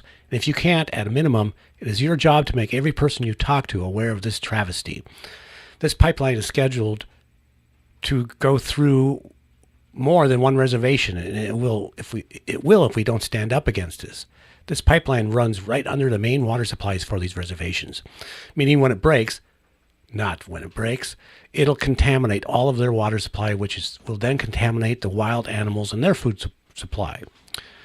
And once everything is poisoned, they'll be forced to abandon their homelands, the only thing they have, or die. The children and the future generation of this reservation depend on a future just like you do. Please do the right thing. This needs to be covered by mainstream media. Call your local news. Tell them to report about this, something that matters right now. And if they refuse, it's up to us to make our people aware. There's a link for a petition, respectourwater.com, as well as tons of literature to educate yourself about this matter. And you can also donate to the cause at sacredstonecamp.org. You can donate money, and there's also a list of supplies needed. Thank you so much for looking into this. What's most important is we continue to educate others about this. Okay, now I want you to go all the way back to the top. All right. Because did you see how he spelled pipeline? Yeah. Also, did you notice how many misspellings there were? Yeah, and a few errors in you the grammar. didn't read those when you read you kind of corrected. Yeah, I did. All of the misspellings and incorrect grammar and incorrect use of, words. But I thought it's relevant to point out because it'll become important in a little bit. Okay. It'll become more important that I note that. I'm not just trying to be a jerk. Yeah. I was the editor of paper, but I can make mistakes. And when I type on social media, I'm not like writing for the newspaper. So yeah, and I make mistakes when I read, but when he says, meaning when it breaks, not of it breaks. Not of it breaks. Yeah, right. Mm-hmm. But here's the thing. And I'm not trying to just pick on him for the sake of picking on him. Mm-hmm. Many times when I am typing on social media, I'm using my phone, so I'm typing with my fingers, not on a computer where you have, the correct position to type and you got this tiny buttons and stuff. So I get it. It's not for that reason that I find it interesting that he has so many grammatical errors and misspellings. It's for another reason, but continue. Yes. So this is another person that he is associated with. It's none other than the guy that introduced Wes to Seven McDonald, or so exactly. He claimed. Yeah. Until I believed it until I saw the pictures of Nora Maccabee friends with McDonald too, going, wait, but you said you were good friends with Nora Maccabee, and so is Oliver Stone, and so is Sean Stone, and it seems like this whole story about Seven just coming into your life is also a lie. Mm-hmm. So most likely, Josh Fox may also be someone that he knows well. Who knows? But there's Josh Fox, one of the people responsible for the horrible documentary Awake, in which all of the criminals from Standing Rock appear, including Mulaney Stoneman, the woman that kidnapped a Lakota elder, left her to die in a hospital, and put an innocent Lakota woman in a jail cell for 6 months. And she would have been there for up to 15 years had we not exonerated her. Exactly. And gotten her money to get a representative, a lawyer, so that she could defend herself. And defend herself she did, and they dropped all the charges. Exactly. None of these phony people who said they cared so much about the Native Americans and the women and protecting the women and the children and cared about Kathleen Bennett or her mom. Nope. Nobody. There was a handful of people that cared. Many of them were people that listened to this program of Mexican Crossing Lines here on 88.1 FM, and her family. Yeah. But and the people that were at Standing Rock that met her, like Josh and Ren, the witnesses in this case, and other witnesses in this case, that said, no, this didn't happen. Did not happen. So, where am I? Jeff Day 2. Jeff Day. This is when he was at the People's Summit, I think. Okay. Or it could have been at a Bernie Sanders. It's too small for me to see, but it was one of those things because he goes to a lot of events and political ones at that. And I don't know if he was running for some. Oh, there's Cenk Uygur. Oh, yeah. Right by the bathroom. So we come full circle. Remember, that's where Wes is formerly working. That's right. Right? Other than his cameo appearances on Russian television news with his friend Sean Stone. And here he is, Jeff, with a woman that is, she has a water protector type T-shirt, and then Stand with Standing Rock T-shirt, one of those Shailene Woodley deals. Yep. Shailene Woodley, also connected to all these people. Yep. It's not a coincidence anymore, people. There's an explanation of that photo. Just got home from a meeting, a wonderful woman with a heart made of pure gold. She is a water protector and helped contribute to the cause by donating many much-needed goods for our family at Sacred Stone. Thank you, Benita March, for your donations and your personal gifts to me. Bless our trip. Please forgive my appearance. It's been a long few days and nights organizing and ordering everything. Oh, he's really pushing the fundraising on what you can do, And who's this? Man. That's Jeff Day and Neko House. Yeah, yeah. Mm-hmm. It's right there traveling together. They fundraise together to get out there. Mm-hmm. The People's Summit and Standing Rock. Mm-hmm. Oh. Here's another post. Why they know Jill Stein. Jill Stein. They got a picture. Yeah. I'm proud. This is my personal my presidential team. Wow. Jill Stein, huh? Yeah. So we got a Bernie bro, supposedly. And said, wonder if they've all turned Trump now. I think so. My guess is yes. They've all gone Trump. I think they always were Trump. Here's one of his posts where he's talking again about being a water protector. Yep. They're collecting donations, donations. And picking up people on the way. Mm-hmm. Gimme all of your generators. Yeah, really. And your money.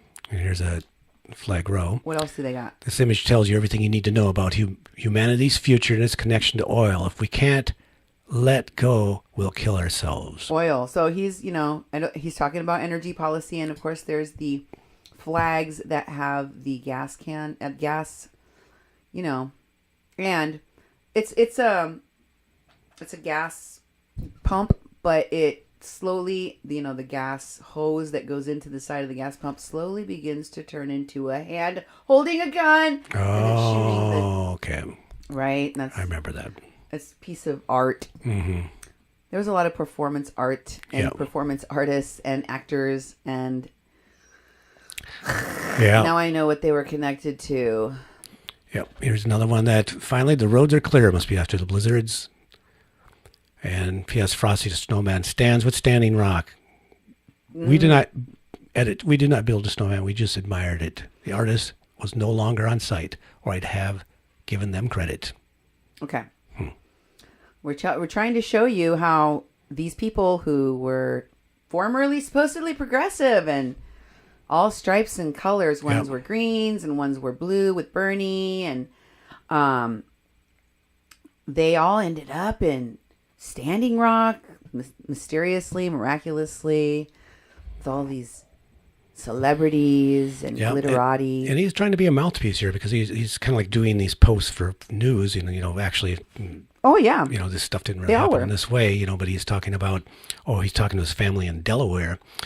And they won a great battle, but not the end. The CEO of Energy Transfer Partners plans on moving forward with drilling without easements or permits and says he'll pay the fines. We must not let up. We must not get distracted or complacent. This is our new world. We fight for our future. We no longer wait for it to be handed to us. So he's like talking like he's this big warrior, and right. And here's all the information. So he had posts about all sorts of things, very in depth, even after he left Standing Rock. One of them was the waste disposal of the environmental hazard, the Rosal that was all out at the camp. Oh, yeah. I just wanted to show you one of the documents he had posted on his page about that. So reminded me of the stuff that Dee Dee Banerjee was calling me about. Like, there was a bunch of people that were focused on the same things at the same time. And I just found it very interesting that just some random dude that came from Delaware that was running for the school board out there comes out to Standing Rock and in the know, collecting generators and money from people. And then he's taking up the Rosal cause. It's really weird because they're getting stuff from indigenous people. Yeah. Money and donations, and it just bothers me a little bit, Yeah. Especially knowing what these people are about. Here he is in Philly. Oh, yeah, of course. Of course. Who else? That's his dad. That's his dad. And what does it say on his shirt, on his daddy's shirt? It says, "Unity for democracy, power to the people." This is from the Unity March. USA, in unity we find strength. I think they were all at that event there, and his dad was with him. Next is a picture of Rosario Dawson. What are the odds? Frances Fisher in Hollywood, same actress, over and over and over. Oh, he's photo banking for. Wait, I thought he liked Jill Stein and Baraka. What? Yeah. Now he's got Bernie Button. Okay. Yep, there it is. And then what do we got next? Oh, We Burn Green. Now he's got We Burn Green. Yeah. I don't know. Okay, so here he is with the Bernie poster. Yeah. Schizophrenic all over the place. And then he goes to the People's Summit. Everybody went to the People's Summit. What does that say? Those are his kids, by the way. But what does it say? And this is a public post he made. Yeah. So before people started sending me hate mail, he put this out publicly, and he did it on the way to the airport. So while he was running for office, so people could see this. Yep. So he's a public person. On my way to the airport to attend the People's Summit, and wanted to say to everyone who is continuing to fight in Delaware that I promise when I get back, I'll be a better advocate in fighting for my family, my community, and my state. I've spoken with Eva Claes Barnett, and I'm willing to schedule a People's Summit workshop when I get back for anyone who wants to learn from my experience. Love to you, Sean, the 3 beautiful kiddos, and 1 giant dog. Luca, I'll be thinking of you all, every day. Okay. I don't know who Luca is or who Sean is. Yeah. I don't know if that's the name of the dog or one of the children or two of the children, or one of those is the name of his girlfriend, or I don't know, because I think he's divorced. Anyway, not that it matters, but he's going to talk about his personal family life and values in a minute here, because there was an article, and this is why it's critical to check out your candidates. Mm-hmm. There was this blog post about Jeffrey Day in which he, it's called, What You Don't Know About the School Board. About school boards can hurt us. Thank you. Which we don't know about school boards can hurt us. Mm-hmm. And, they talk about some of the demographics that, like less than 2% of eligible voters are going to be casting a ballot. Mm-hmm. And that Delaware's slate of school board members will be elected and granted the right to make decisions affecting students and the families all across the state, blah, blah, blah, blah, blah. Yeah. Okay. So anyway, the importance of all of the details of that, I'll leave it to you guys. We'll have the link for you so you can go read the full thing for yourself. Is not what I wanted to focus on. Rather, one of the people running for school board that alarmed this writer of this blog, Antra Elena, on May 4, 2017, on the blog fiercelyurgent.com. And it was a Facebook post, accompanied by a Facebook post of Jeffrey Day's on Facebook, shared by Media Takeout's video. A Media Takeout video is a video that he linked to along with his comment of a teacher getting into a fight with students at what looks like to be a predominantly black school. Mm-hmm. And I'll tell you more about that school in a moment. But first, I'm going to read you what this woman or the blogger said about this first. It says, I recently learned of comments on social media from a candidate for Christina School District School Board, Jeffrey Day, that reminds me how little we really know of the philosophies and priorities of the people making or aspiring to make policy. In a post from last year where he shared a video of a teacher fighting with a student, Jeffrey stated, quote, sometimes kids need to have their ass beat. He went on to say, quote, how do you deal with all these kids? They outnumber the teachers and they rule over the schools. These comments are not just incredibly trauma insensitive. They also expose a mindset about certain types of kids in certain types of schools and how they should be handled. These comments paint the picture of schools, i.e. urban schools, read black people, as prisons where the students are out of control and can only be subdued with force. Where have we heard that, Duke? Put the brown children in the cages. Yep, exactly. And they're I'm continuing now after my commentary, sorry. And they're even more problematic for someone seeking to serve on the school board of a district with known discipline issues and that has been found in a federal investigation to be disciplining black students more harshly than white students. That's discrimination. Yeah. A federal finding of discrimination against this particular district in which this particular Jeff Day is running. Right? Stephen. Are those the value? No, this is Jeff Day. Jeff Day, yes. Okay. Jeff Day. We're not there yet, honey. All right. You're confusing the two people. Yeah. They have the same last name. There's so many days. I don't think they're related, and I don't know if they're related to Maggie Day. They just have the last name. I think it's pretty common. Okay. He's from Delaware. Yes, this is a Delaware one. So, this guy who was just pictured next to Cenk Uygur. Yep. Do you think this is the progressive values of Neko House? Do you think these are the progressive values of the people that he's otherwise associated with, Josh Fox, or these other people that he's in pictures with, like Cenk Uygur? Are those the values of TYT? Are those the values of the Bernie campaign people? No, it doesn't. Are those the values of Jill Stein's Green Party people?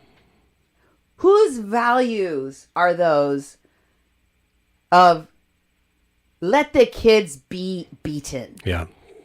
Who says that about a predominantly black student school where a teacher is beating on the students? Yeah. It's white people and conservatives.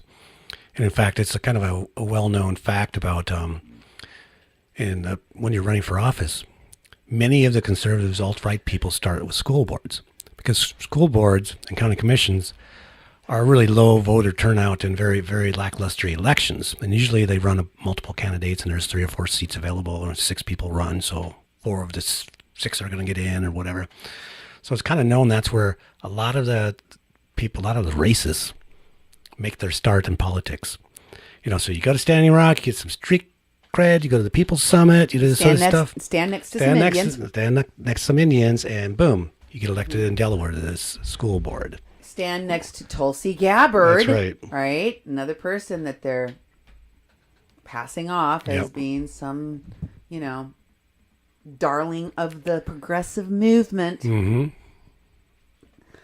Then you run for government, Yep, exactly.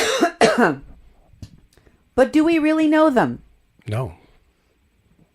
To be fair, I want to read the whole post. Can you put it up so people can see the school board comment that he made? Can you read it? Yeah.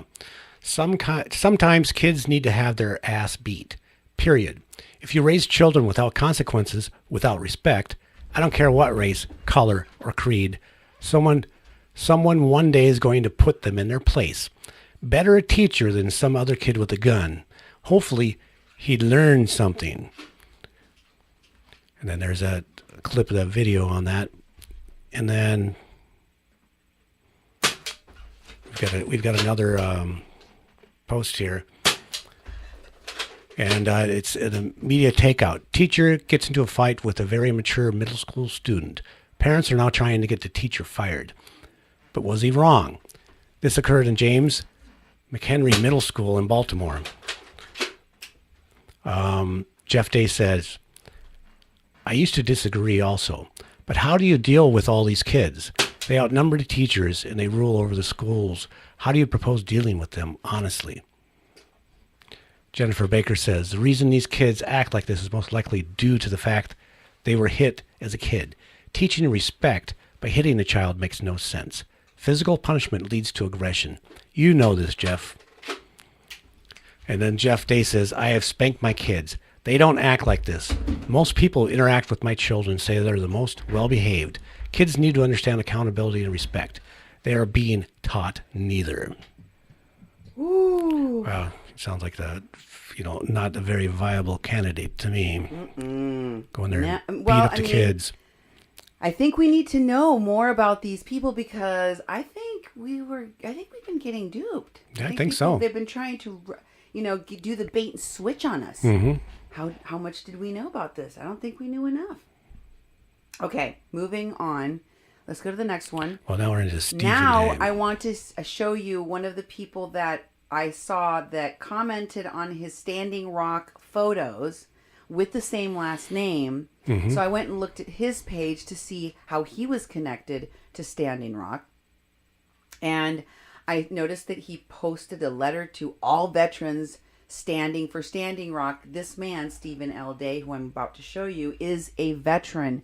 So he is responding to this call to come as a veteran, support Indigenous rights and come stand with us, Mm-hmm. So can you scroll down further on that?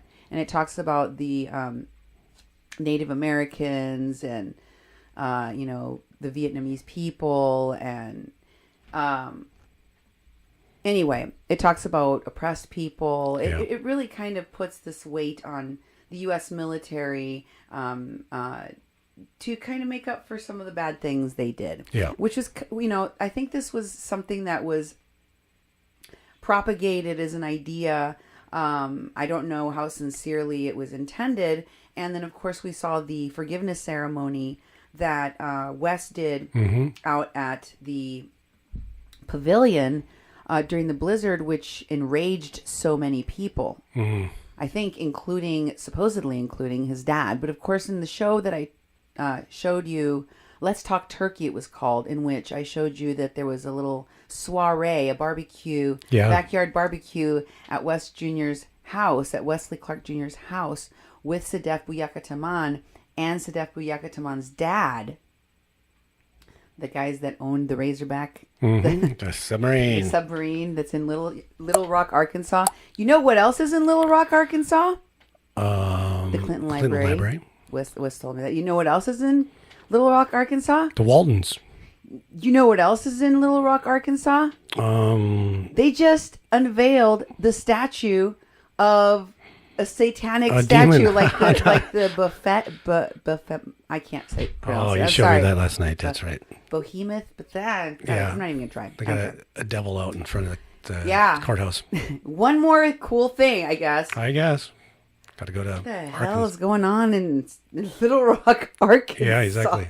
Literally, Satan has installed himself there. Last time I talked about it, I only told y'all about the Inland Maritime Museum, where they have that submarine owned by Sedef Buyakataman, who went on to become the lady in charge of the Veterans Stand for Standing Rock after Wes supposedly left and had nothing more to do with it, but he did still have stuff to do with it.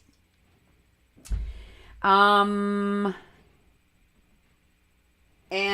my guess is that she continued to be his proxy, just like Seven was his proxy, like Maggie was his proxy, and all these other people that were acting on what he told them that they were going to be doing out there, right? Yep. For the whole pipeline charade thing they did with all their actors. And Steven, let's just go through these quickly. All right. Here's some pictures from his Facebook page. He had on some kind of hazmat suit. I don't know what for or why. It made me think about the Royzal poisoning. Yeah, I'm like, probably was. where in the hell did they get a guy hazmat. like? How did he get this? And And it is Neko. him. I'll show you. Yes. I want you to go through these rather quickly, though. Okay. That's him. And that's him underneath the hood. And here's one where he talks about being at Oceti Camp specifically. And he says he's 70, or no, he's with a fellow water protector who's also age 70. So I'm assuming he's 70. So he's an older gentleman. Yeah, he looks like it. That is from Savannah, Georgia.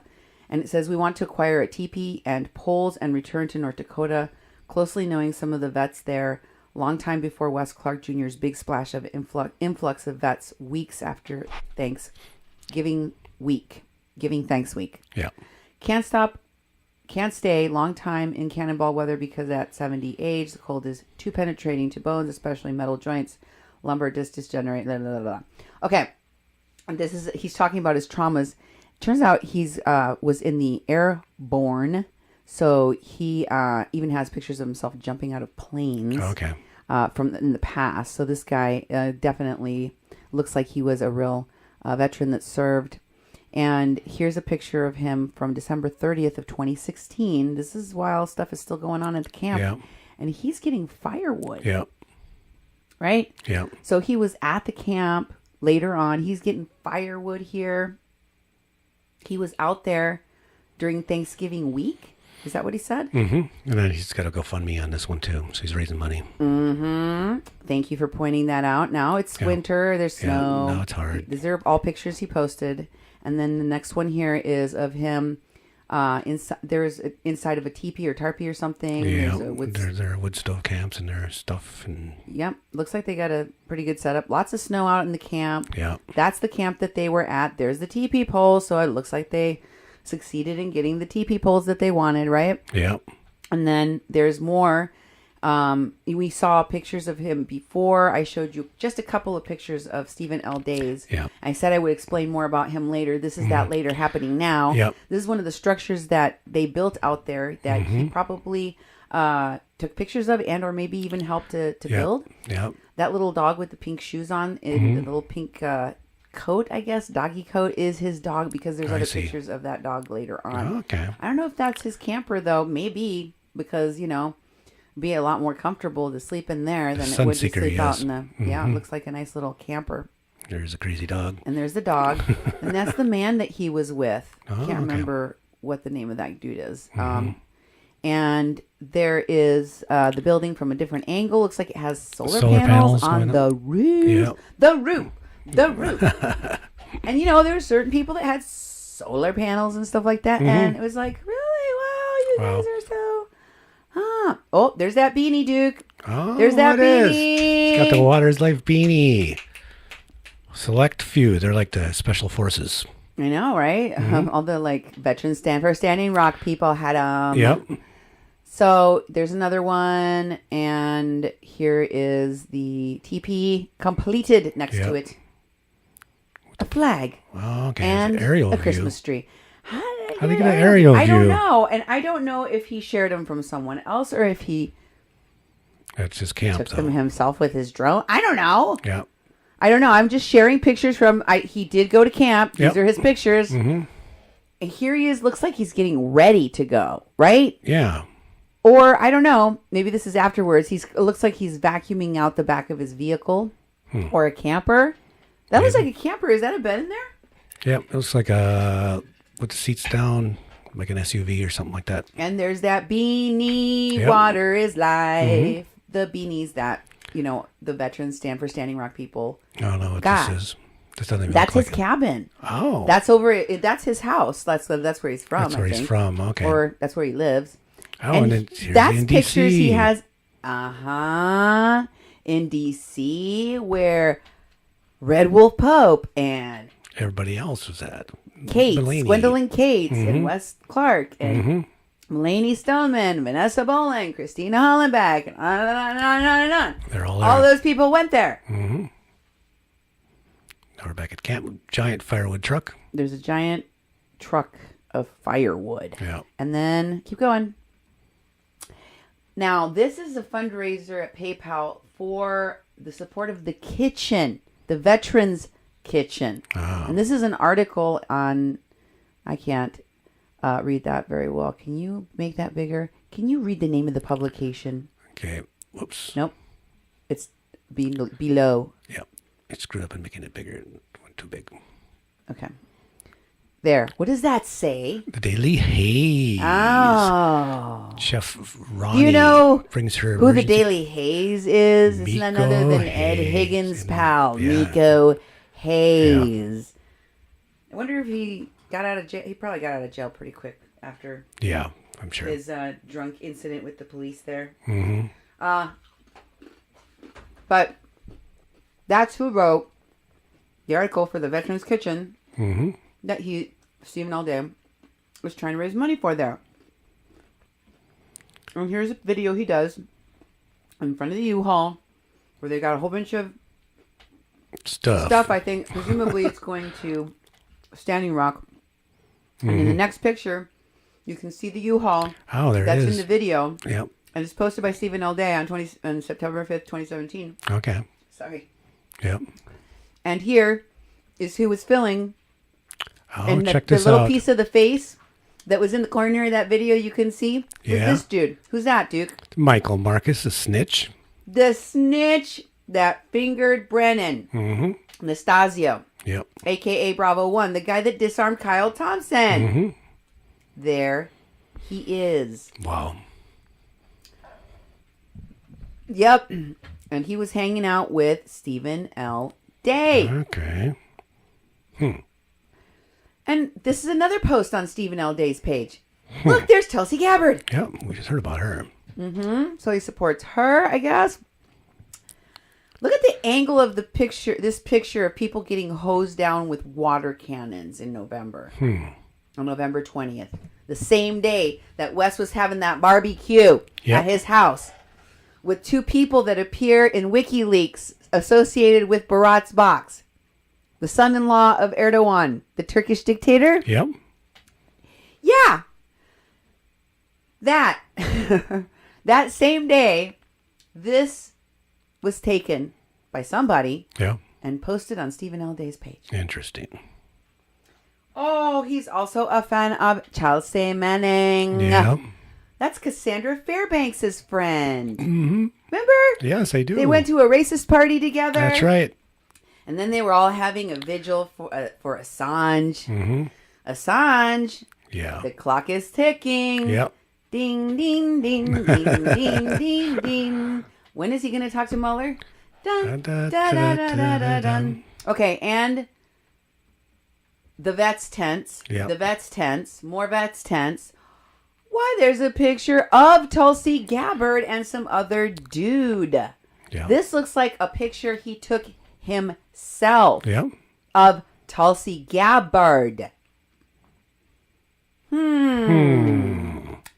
Huh. Wonder if he got to hang out with her.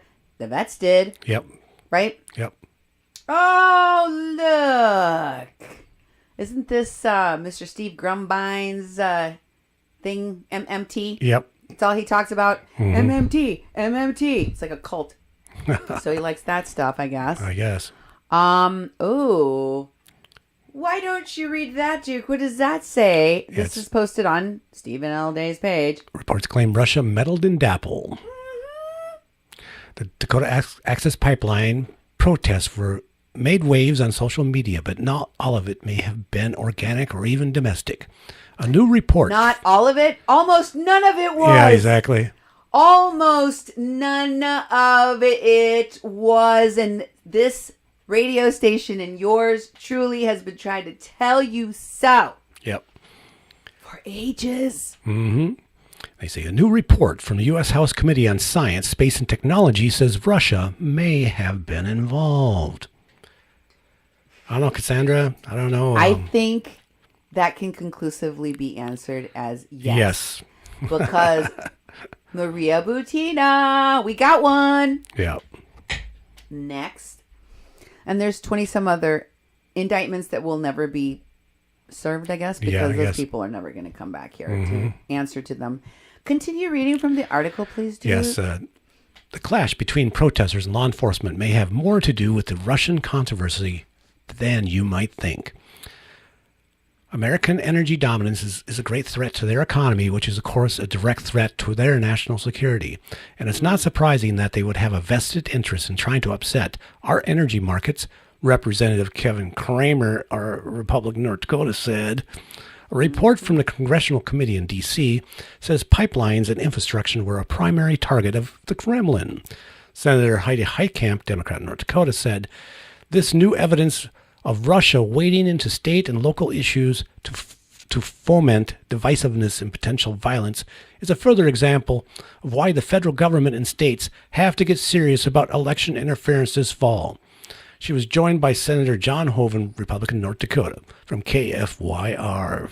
It's a North Dakota news. They all acknowledge Russian interference from Kevin Kramer To Heitkamp to and- Heidi Heitkamp to John Hoeven. All of these the Trump administration says no. Mueller and his indictment say yes. Yeah. And almost everyone else is now saying yes. The intelligence community has been saying yes. And all, was it 4 Yep. Congress members there? Oh, it's quoted? there's actually 3. There's only 3. Okay. Two senators. And Sorry, a I representative. didn't know who else was all in the article. I wasn't. It was Kramer, You were reading it, and I was just kind of. Hoeven, and Heitkamp.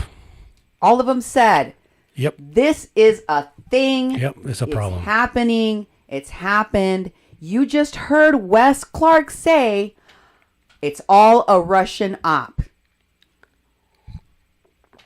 ¿Cómo lo sabías? Yeah. Inquiring minds want to know. Oh, this Here's is on his something page, else he too. posted on Stephen L. Interesting. Day's page. He was keeping up with the Joneses. It's a picture of Brennan, Yeah. the guy that's still facing 15 years and whose trial has yet to be set. And this is where he is in the river disarming Kyle Thompson, Yep. the meth-addled pipeline security worker that the WPLC and many others in the media, including Ed Higgins, Activate Now's Aubrey Peckham, and Mike Fassig, all tried to elevate along with Courtney Doctor as heroes. While they attacked simultaneously, while they and many of their friends in the media and from Standing Rock's water protectors and their so-called keyboard warriors attacked our reporting, Kathleen Bennett's supporters, witnesses in this case, and also in the Brennan Nastasio case. Yep. Incredible. Yeah, it is. But true. This is his dog tags. It says he is Stephen Day. Larry Stephen Day. Okay? And the next one is a picture of the Green Party. Boom. But wait.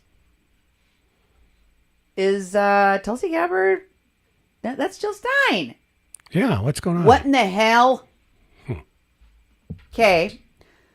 So next I want you to show that Stephen L. Day did a post on a Change.org petition that was directed at Wesley Clark Jr. and Michael Wood Jr. and asked them to return the funds, the Standing Rock money, give it back. Okay. Shows Leonard Crow Dog, and next to him is Wesley Clark.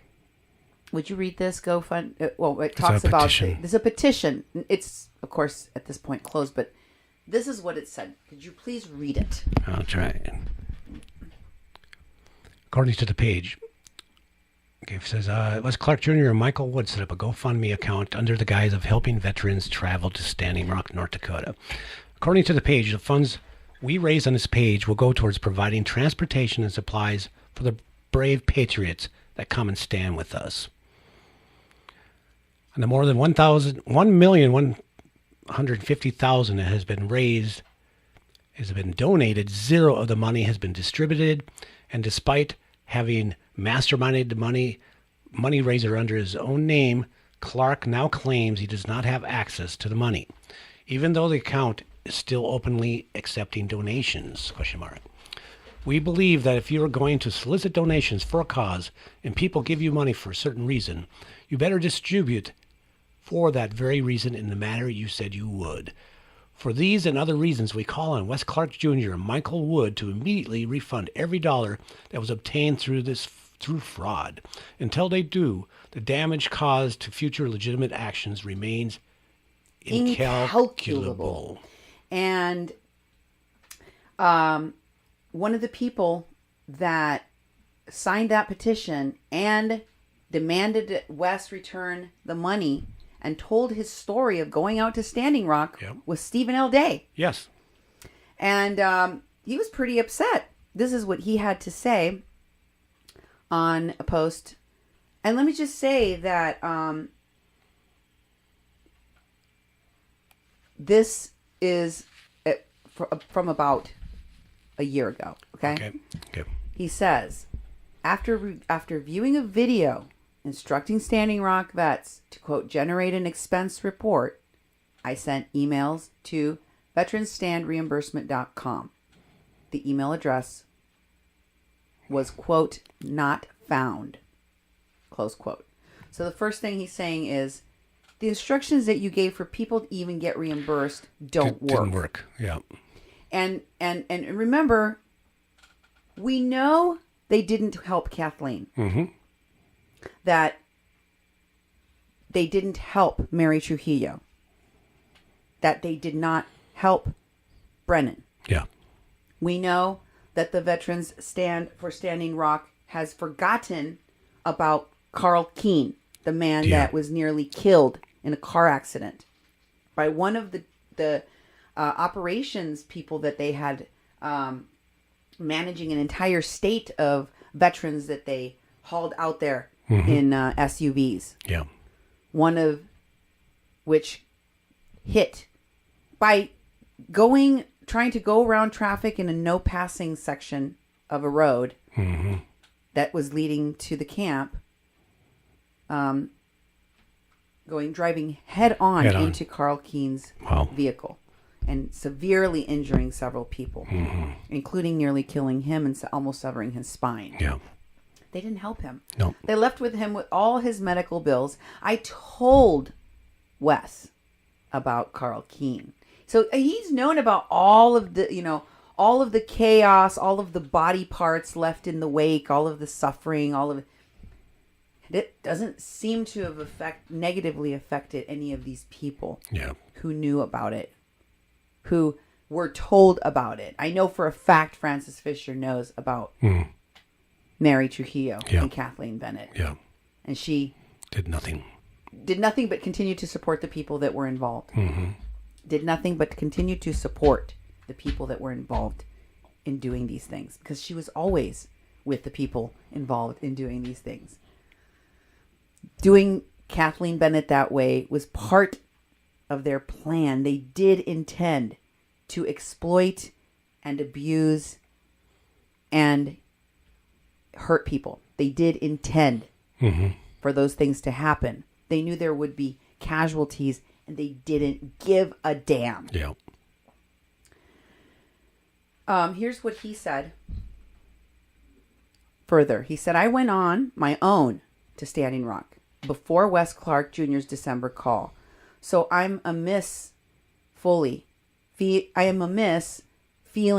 fully plugged to the stand, and I departed Eagle Nest just hours before the Vets Respond vets arrived in February.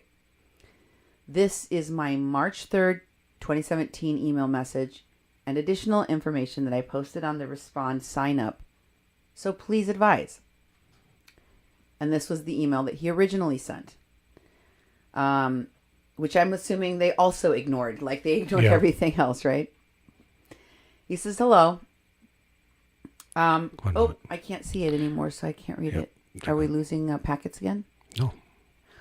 He says, hello. I would like to generate an official expense report for my February 1st, 2017 return home from Standing Rock and apply for reimbursements of $488.13, fuel and lodging. Can you keep reading, honey? Yeah, we're not broadcasting. Well,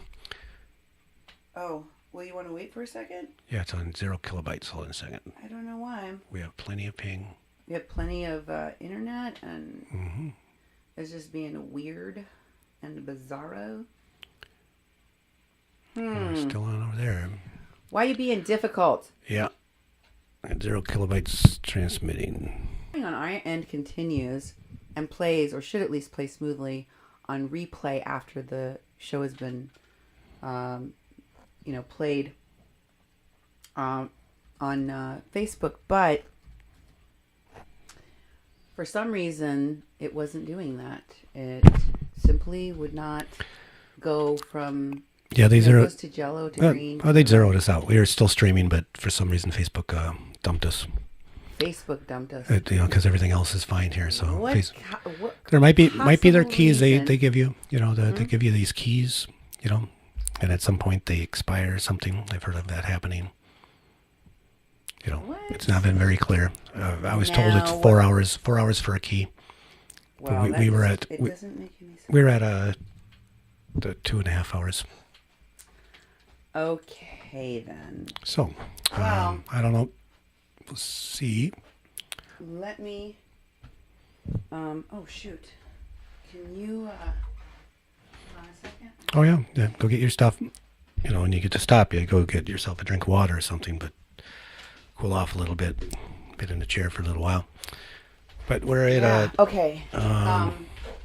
Where did we get stuck at? We're stuck at... we were talking about the money, right? Yeah, we're ready to talk about the money. Did you get done? Did we get through the... Nope. Okay, so if you're just joining this is the Mexican Crossing Lines. This is part 2 of the Gift of Gab. We started off with Tulsi Gabbard.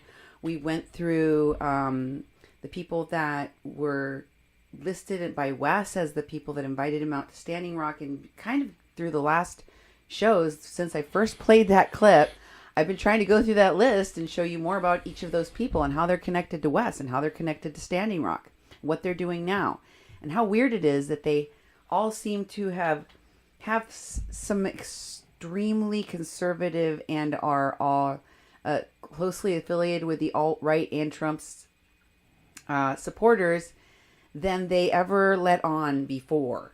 Like, it's kind of eerie and also disturbing. And many of them were affiliated with the Jill Stein campaign, and many of them were affiliated with the Bernie Sanders campaign, and many of them got their origin story right there at Standing Rock, along with Tulsi Gabbard. She was there, and Linda Sarsour, and many others. Okay, and did we finish reading everything that Stephen L. Day said? Nope, we were just about to read the email he sent. Okay, so what we were showing you in part 1, where we had just left off, was what was it? A petition? An online petition demanding that Wes Clark Jr. and Michael A. Wood Jr. return the Standing Rock money that they fraudulently took. That's what the petition says. I'm summarizing. We just went over what it said in the last part 1 of The Gift of Gab. If you didn't see that, go back and watch it. And this GoFundMe had comments underneath it, one of which was Stephen L. Day's, where he's requesting that he be reimbursed like he was told he would be if he signed up on that roster, and that they said they would only reimburse a certain limited number of people. Yeah, if they're on the list ahead of time. And then he talked about he watched a video. And actually, I saw that video. It was Sadef. Sadef was giving that video of telling people how to get reimbursement. It was the first time I actually saw her. And so he is referencing that he'd watched this video that gave you a specific way to get reimbursements, and gave him an email to send your information, the forms you filled out, and it was a dead email. The email didn't exist. And so now he wants to tell us exactly what he said in that email. This is a woman, we told you, now has clearance to have the data for all of these people at Activision. People that do Call of Duty and all of these other very, I know they probably have connections to the military because they do so many first-person shooter type games. And Sadef now works for them. Yeah. And she didn't get there. She didn't climb this ladder of success to be in the position where she's at now had she not worked for, because she has no veteran adjacent experience of anything other than Standing Rock. Yeah. And then she went on to work from there at FEMA certified and DHS certified. What was it called? The Rubicon group? Yeah. The disaster relief group? Yeah, geez, what was that? And she was there with the Robin Gage as well. Got a presidential mention and all that stuff. Yeah, a letter from Trump of appreciation and some kind of award. So again, they did not really seem to intend to help anybody, not even the veterans. Yeah, that's what it was for. But I mean, people like Carl Keene were injured. People like Kathleen Bennett were injured. People like Mary Trujillo were injured. Their family, they were all harmed. There were a lot of people that were literally physically harmed and had their freedom taken away and could have lost their lives, and possibly did at an early, well, Mary for sure did. Yeah. Earlier than she should have, because of what these people did.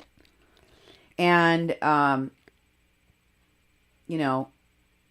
here is one of the veterans that went there several times to help. He claims he went there earlier, and there's proof of it.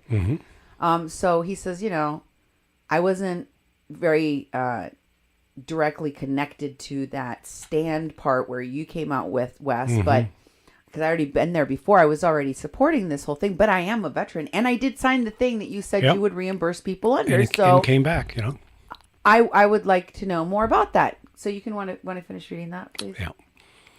Hello, I'd like to generate an official expense report for my February 01, 2017 return home from Standing Rock and apply for reimbursement of $488.13. Fuel and lodging. I can prove these expenses on February 19th statement from the credit card bank I used. I arrived at Oseti Chacon Camp November 20th, 2016. Already there and learning of the December 4th through 7th veteran stand action. I checked going for the Facebook event. I signed the roster upon entering the assembly at Sitting Bull College in early January. I signed up on a Veterans Stand website for future deployments. Today I registered with Veterans Respond. I stayed with veterans who follow Chief J.R. American Horse. I walked with him upon his compliance with the December 5th request that he leave Oseti Shikon, and rode out with him again when he returned by invitation, but was blocked at a south gate by a Veterans for Peace contingent. After my late December round trip home with Clark Jr., after my December round trip home with Clark Jr., weak vet recruit Albert S., and returning to Standing Rock with a trailer of firewood and other hard donations, I worked with JR at Eagle Nest Kitchen during January to close in the structure started there by Joseph H. and others and set it into operation with Ronnie M. I personally covered my November expenses, albeit, and I got partial support from our North Dakota, California, North ND December round trip through a GoFund account we all set up, which did not reach our goal. I am grateful at age 70 for the arrival of the Veterans Respond personnel immediately upon my departure, and forever hold the Standing Rock experience close in my heart. Please advise me how to proceed. Thank you, L. Stephen Day. I wonder if he ever got... I'm sure he didn't get anything. I'm sure he didn't get any... Well, they didn't do anything for people that they severely hurt and could be held liable for. Yeah. They didn't seem to care. Here is how telling the transformation of these people are. You remember Cassandra Fairbanks? Mm-hmm. The lady, the American lady that works for Russians. Yeah, the Sputnik. The propaganda for the Kremlin, Sputnik, and other alt-right publications like... Friend of Roger Stone's. Mm-hmm. She's friends with Roger Stone. This is one of her more recent tweets. And she's tweeting about Russia, who she works for. Wow. And she says, if Russia was involved, it sounds like they were just trying to bring back democracy to America by exposing the corrupt media and Democratic Party. How nice of them. Wow. Thanks, Russia. Love to Mother Russia. Mm-hmm. What in the hell? Yeah. Remember the last show I showed you those people with their I'd rather be Russian than Democrat t-shirts? And they're all wearing MAGA hats? Yep. These are people that freak out if black athletes kneel before the flag, but they're ready to defect to another country or let this country be taken over as a satellite of Russia? Are you Russians or are you Americans? Yeah. These people are traitors. And, you know, a lot of them like to celebrate the other traitor's flag, the Confederate one. Yes, exactly. Wouldn't you know? So, here's another post that kind of indicates where these people were always headed and always were. This is, of course, Katie Johnstone, the woman that was interviewing the guy that was talking about the Holocaust denier that was talking about sex slaves, children on Mars. Oh, yes. I remember that.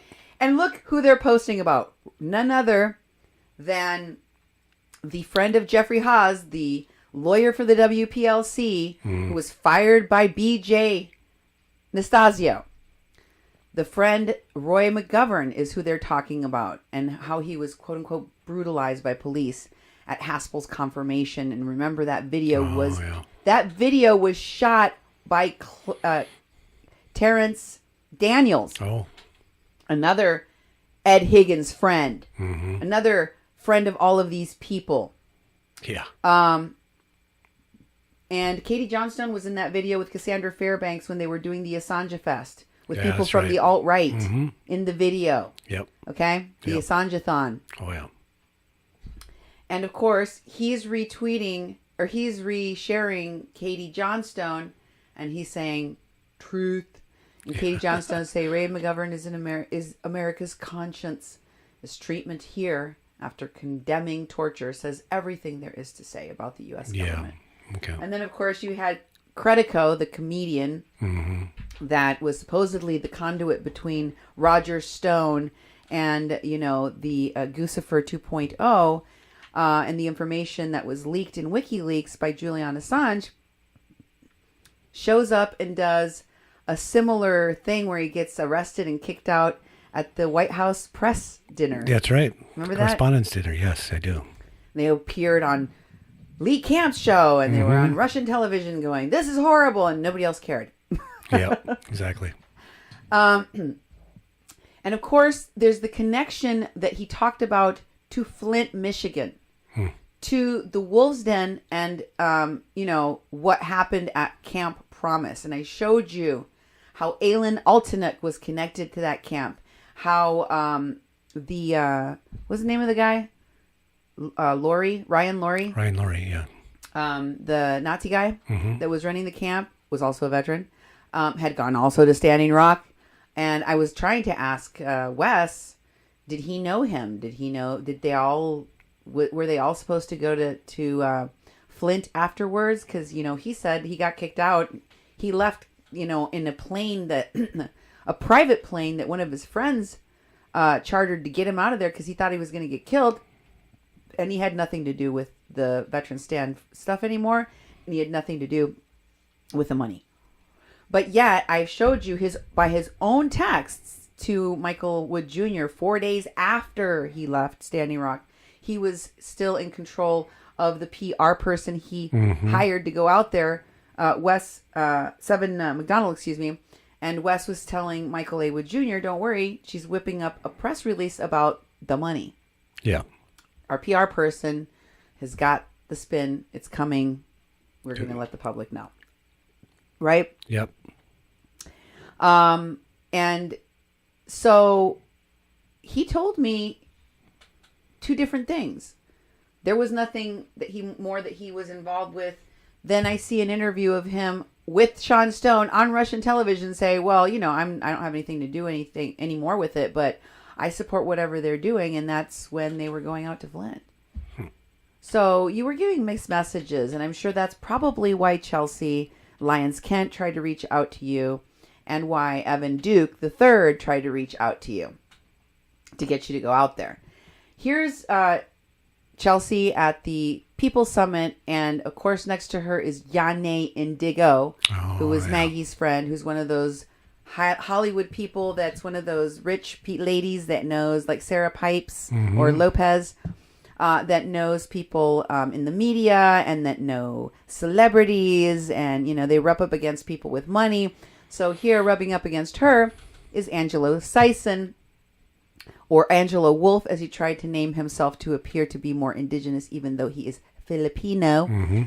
Mr. Sison has, after Standing Rock, went to Flint to squat in a house where he and Chelsea both left without paying over $2,000 in rent after trashing the location and embarrassing the town and taking resources that the people there actually needed.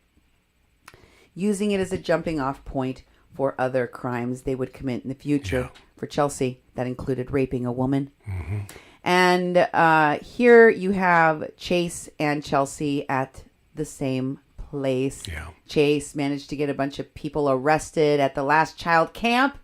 Remember him? And I told you that the Lakota Law Project was recently tweeting about raising money for him because he's about to go where no other Indian has gone before.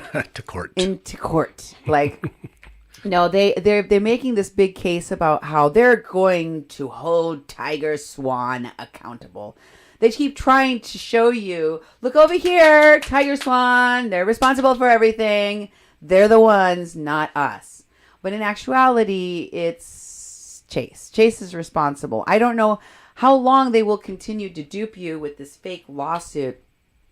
And the charges that they're actually facing are for inciting a riot.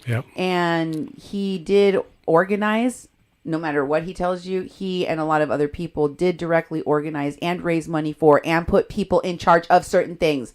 He, for example, was one of the people that Bill Runningfisher, the mercenary paid by the Veteran Stand for Standing Rock's SEDEF Yucatan specifically,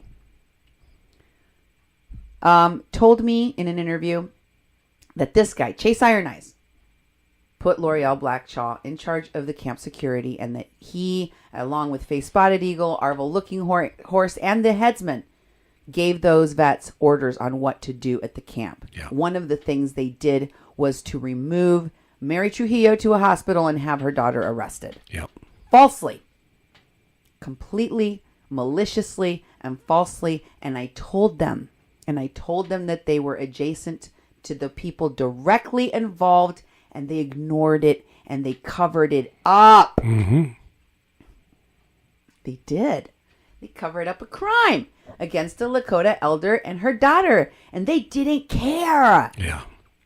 None of them cared.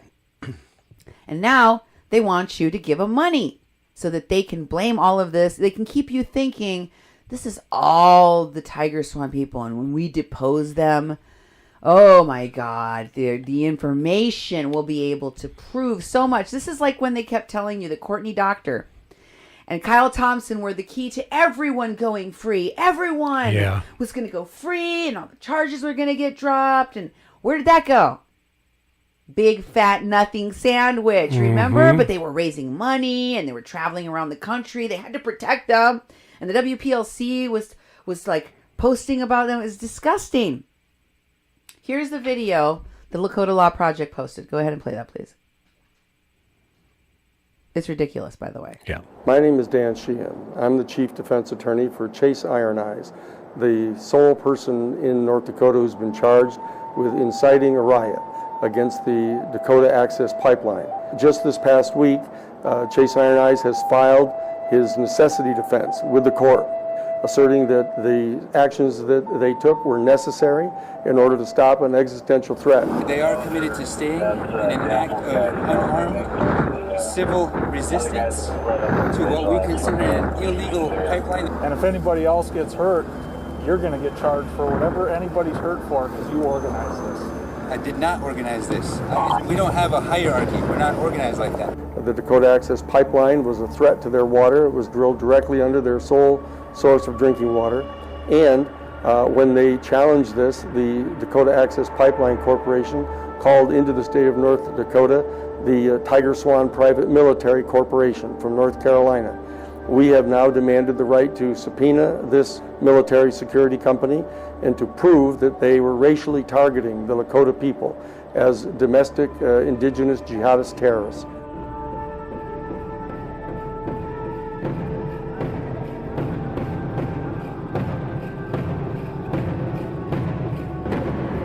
They don't want the truth to come out.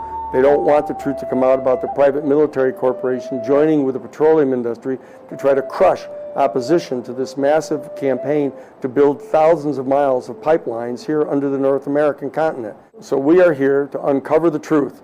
That is the purpose of these depositions, to put them under oath, to show that they mounted a full campaign to crush the opposition to these pipelines in North America. The prosecution is taking the position that if they're compelled to go to North Carolina to cover these depositions, we have to cover all the expenses for the state prosecution team and for counsel to come from North Dakota for Tiger Swan. We need to be able to assert to the court that we are prepared to pay those costs if it's necessary, and we need your help now. So go to lakotalaw.org. Thank you very much. Wow. So let me just point out that Tiger Swan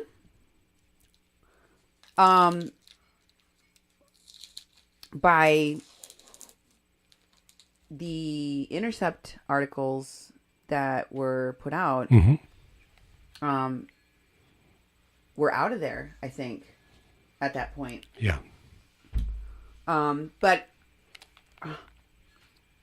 maybe this isn't just all a ploy to get a bunch more money for the Lakota Law Project that just gets lined into the pockets of Mr. Sheehan and Mr. Iron Eyes and whoever else they plan to split it with, because they literally had Chase as the only Plaintiff, the only defendant, the only person they were representing, other than Holyoke Lafferty, whose case was recently resolved, right? Yeah. Mm-hmm.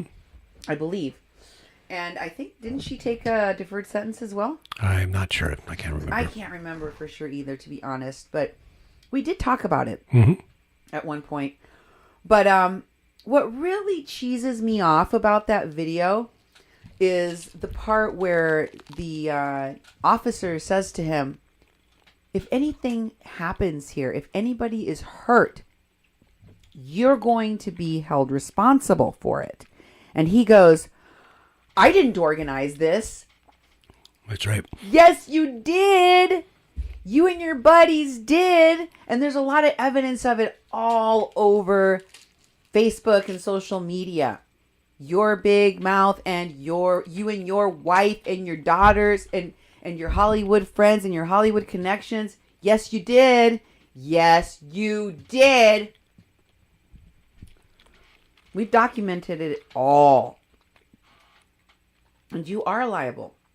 So if you want to keep on putting money in Chase Iron Eye's war chest so that he can defend himself from all of the stuff that he has been perpetrating, including recently going with the justice delegation to Israel, along with a group of people that are considered to have included someone affiliated with what Israel considers to be a terrorist group. Yeah. A group that wants to end the Israeli state and exterminate it and its people.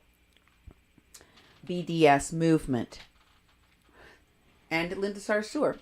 So that is what these folks are affiliating themselves with and to. And he's also been hanging out with, talking in front of a lot of Green Party events. Again, I'm noticing this pattern, and I wanted you to notice it as well. And in addition to that, Angelo was in those Intercept article leaks, and this is from SOFREP, but you can see that there was a targeting. This was one of the people that they were targeting for possible blackmail, or they thought would be vulnerable to exploitation or whatever.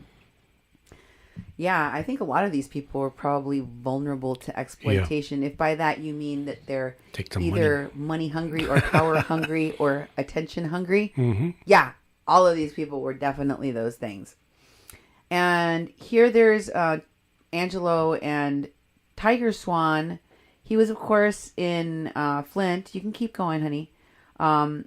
Where they were mocking at the Flint house, Flint Flop house, these women, Chelsea Lyons, including that lady from Women Indigenous Media, and also Lolly B. Yeah. They were mocking the fact that Tiger Swan was present at Standing Rock by dressing up as tiger swans. Yeah. And next we have a conversation that Wes Clark shared with me, a text messages in which he was talking to, I can't tell. It says Evan Duke in here in Flint. Oh, it's Evan Duke. Yeah. And I think Wes sent this to me saying that he wouldn't answer, he wouldn't pick up Evan's phone call. So Evan texted him instead and said, "You got a minute to talk anytime soon, Wes?" And Wes said, "I don't trust anyone right now. This phone is probably tapped and monitored by multiple agencies and nation states." Yeah. And that's why, and that's exactly what he said below there. And what did it say all the way at the top, though? So he'd spoken to him or texted with him before, and he says, "Do with activism or any of you again. I don't want to have anything to do with activism or any of you again." And he says, "Well, I'm sorry to hear that. I know we didn't spend much time together, but and there's more, and we don't know what it was." Yep. And next, there is one recent post of Evan Duke's, just to give you an update of where are they now. Yeah. Where are the crazy people associated with the Veterans Stand for Standing Rock and Tulsi Gabbard's arrival there and all that? Mm-hmm. Why? And an Antifa rally. Yeah. An Antifa rally. Does that make you feel safer, Duke? No, not at all. Wow. Dear God, help us. They're still out there. They're still doing more damage. More damage. And here's another Wes Clark text thing he sent me where he says, Chelsea Lyons messaged me on Facebook last night for the first time ever. Like, we're supposed to believe Wesley didn't ever know anything about Chelsea Lyons or Ed Higgins or any of these people that Maggie and all these other people knew. Like Mike Fezzik. I don't know anything. I don't know.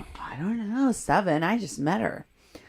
Chelsea Lyons, for the first time ever, trying to get me involved in Flint. Yeah. Saying the city needs a movement just like the vet deployment to Standing Rock. Well, you put that idea out there in the first place. Yeah, he was going to go there next. She says, glad to have you in the Flint chat. And he says, wasn't on it, but it kept notifying me with every message. Can you all take me off that? I quite literally do not trust anyone, and I'm done with activism. Pretty sure you can do activism whether or not you trust people, says Chelsea Lyons. Yeah, no one trusts her.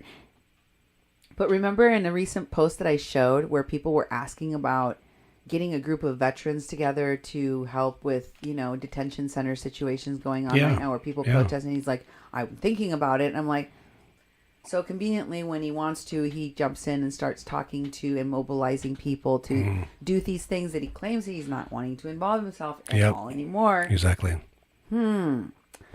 And next, you'll see what else they've been involving themselves in, which is the missing and murdered Indigenous women. Yeah. They all want to get paid. What's the thing that we can astroturf? Oh, dead and missing Indigenous women? Yep. Yes. I want to get paid. So here's Angelo trying to get paid on the Red Ribbon Alert Project. Yep. He didn't raise enough money for his Kickstarter, though. No. And he also was selling T-shirts. Selling the T-shirts. One of the people in the T-shirts there that he's been trying to peddle is a guy that's got that weird hat there. You see the guy with the hat? Not that one. That guy's also got a weird hat. Right, yes. To be fair, there are 5 people. There's 4 people with hats and one. There's only one person in all of these pictures without a hat. That was a horrible way to try to draw your attention to the guy with the big red beard. There's no other bearded people in these pictures, so I should have said that. And he's standing next to a well-known Native American. Well, I don't think he's actually Native American, but his name is Wes Studi. Is he really Native American? I don't know. He does play Native American in a lot of movies. On movies, yeah. Yeah. But they're famous for not having Native Americans play Native Americans in the movies. That's true. I think he really is one, though. What? I hope I'm not wrong about that, because there's so many fake Indians in my stories, in the stories of Standing Rock. It's quite literally heartbreaking. Yeah. And of course, it's also it's kind of disheartening how many of these folks that went out there to stand with the people as allies turned out to just be, attention getting and looking for a place to build their political career. Like, y'all were just using the opportunity to exploit it for a PR stunt. It's beyond gross. And taking, using the goodwill of the public, supposedly, so you could go and stand with the Indians and help them. You think black students, Jeff Day thinks black students in a mostly black school should be beat by their teachers like animals. He talks about them like they're out of control animals. He compares the schools to prisons. Like these kids are criminal just because they're black. But we're supposed to believe that he likes to stand and try to defend Indigenous people being abused by racist police in North Dakota? Really? Yeah. And look at the homophobia just below the surface. Look at the racism, the white savior syndrome is just below the surface of all of these people. And their adjacentness, their closeness, their willingness to get in bed with alt-right Nazi racists and Trump supporters. I don't think that's an accident. No. Here's a Vice article in which this guy that you just saw in that picture with the big furry hat that looks like a Russian hat. His name is Mahmoud Fatil, and he appears in that picture next to Wes Studi, the actor. And I brought him up before. He's with the Democratic Socialists, and I think also associated very closely to Jane Klebe and Bold, Nebraska, where Carol Dix, the lady that gave us money for the Kathleen Bennett case, Yes. is from. The last time I talked to Carol, which is a very long time ago, when I mentioned this guy's name, she became very, very agitated for some reason, very upset. Mahmoud Fatil. Okay. I was shocked to see who all Mahmoud Fatil was connected to. In this article, he appears wearing a Bernie shirt for president. Okay.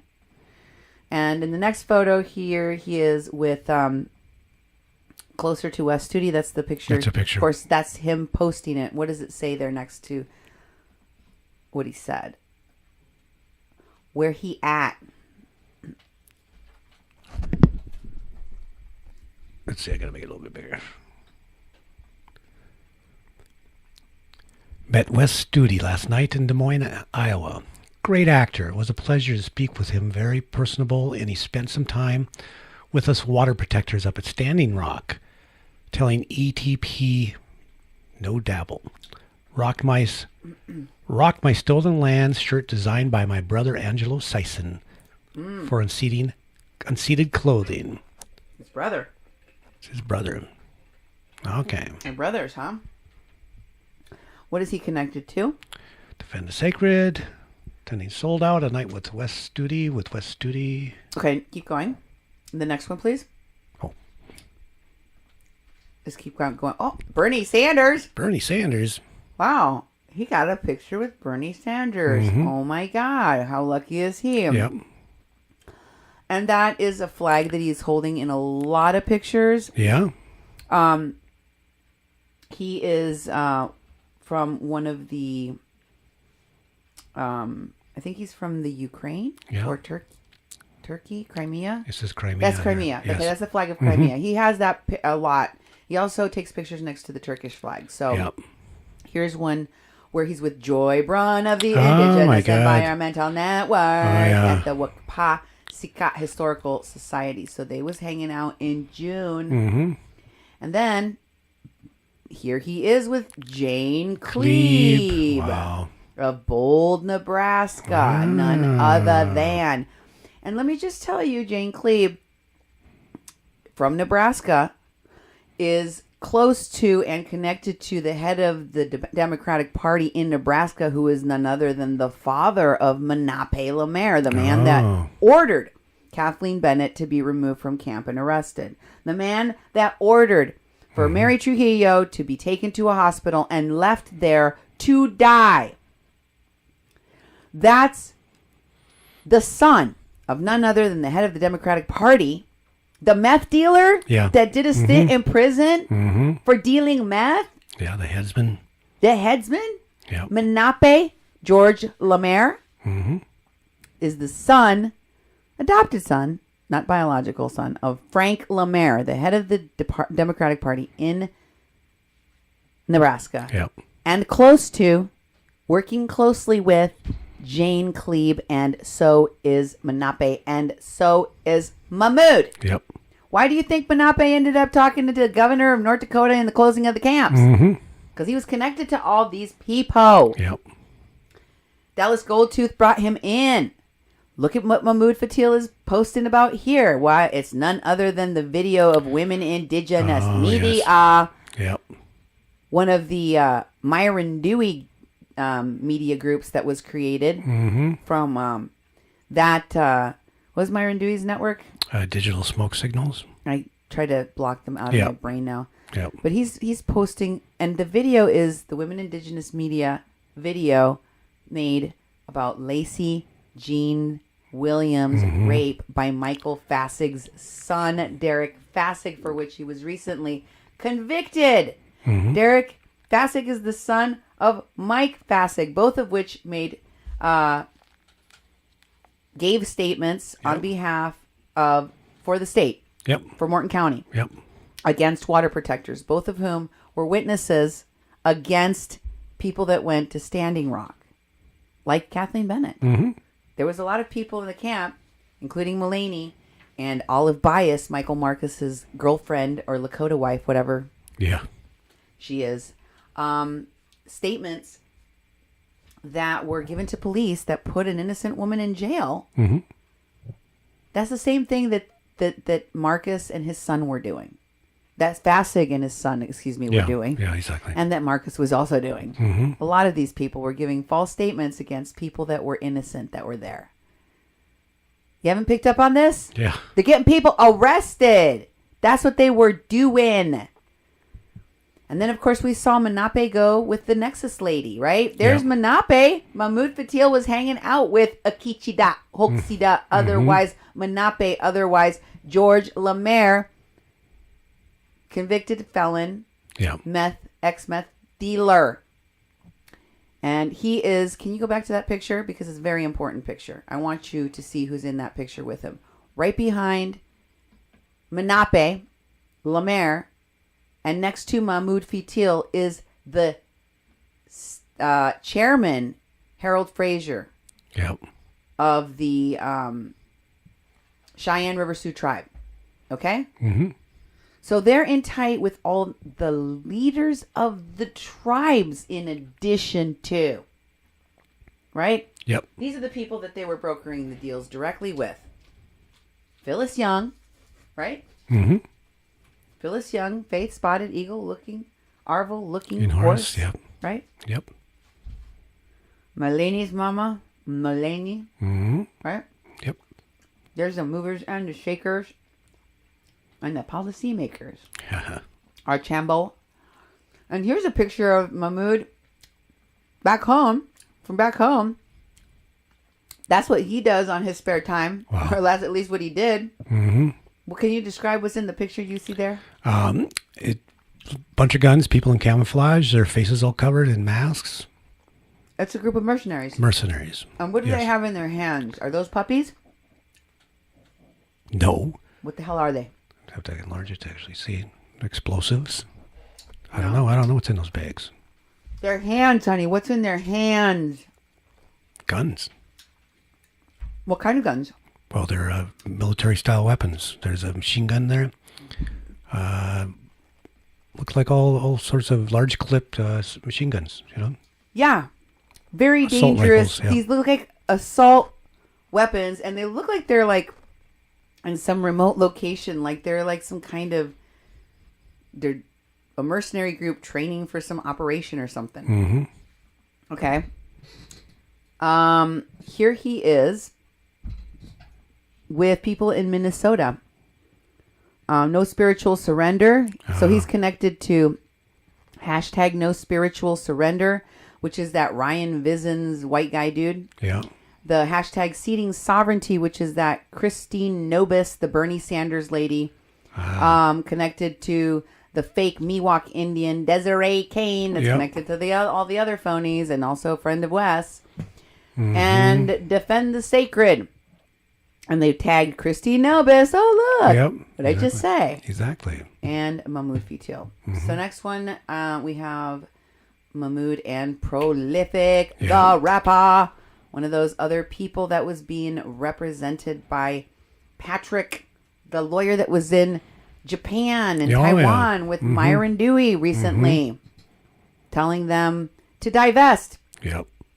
Here they are with the tribe called Red. And Prolific the rapper. So man, he's just adjacent to all of the people connected to Standing Rock, and they're not at Standing Rock. They're like looking at it like they're at a concert. This is after. No, this looks like November 8, 2016. Okay. So no, this is a year. This is after 17. So they're still hanging out. They're still kicking it. Yep. They're on the junket tour. They're on the tour of the Awake tours, all these tours that all these phonies are taking. Yep. Making a name and claiming the fame, right? Yep. Exactly. Keep going, honey. Here we go. Here's there Lydia. she is. Wania Locke. Yes. Wania Locke one of those very famous people that first started calling people out, like Mama La Dana. Yeah. And who else is he hanging out with? The picture of the phony ladies that were making the call out and kept all the money wouldn't be complete without who? Why, it's Winona LaDuke. Exactly. And there he is holding his little flag again, the Crimean flag. And here in the next picture, he is with the Turkish flag and the Crimean flag. Yes. So, wonder how he feels about Erdogan. Next, we have a picture of him with a whole bunch of people, including Mulaney. Yes, the kidnapper in the Kathleen Bennett case. She's right where that Wells Fargo murders of communities of women, and next to a couple of people away from her to the right in the photo in a white shirt is none other than Faith. Yes. Spotted Eagle. Mm-hmm. And of course, it is very easy to spot Mahmoud Fitil in the big red shirt with the white sign behind them that says "Big Bring Back Wamble something," because he has a red beard. Yep. As usual, you can see.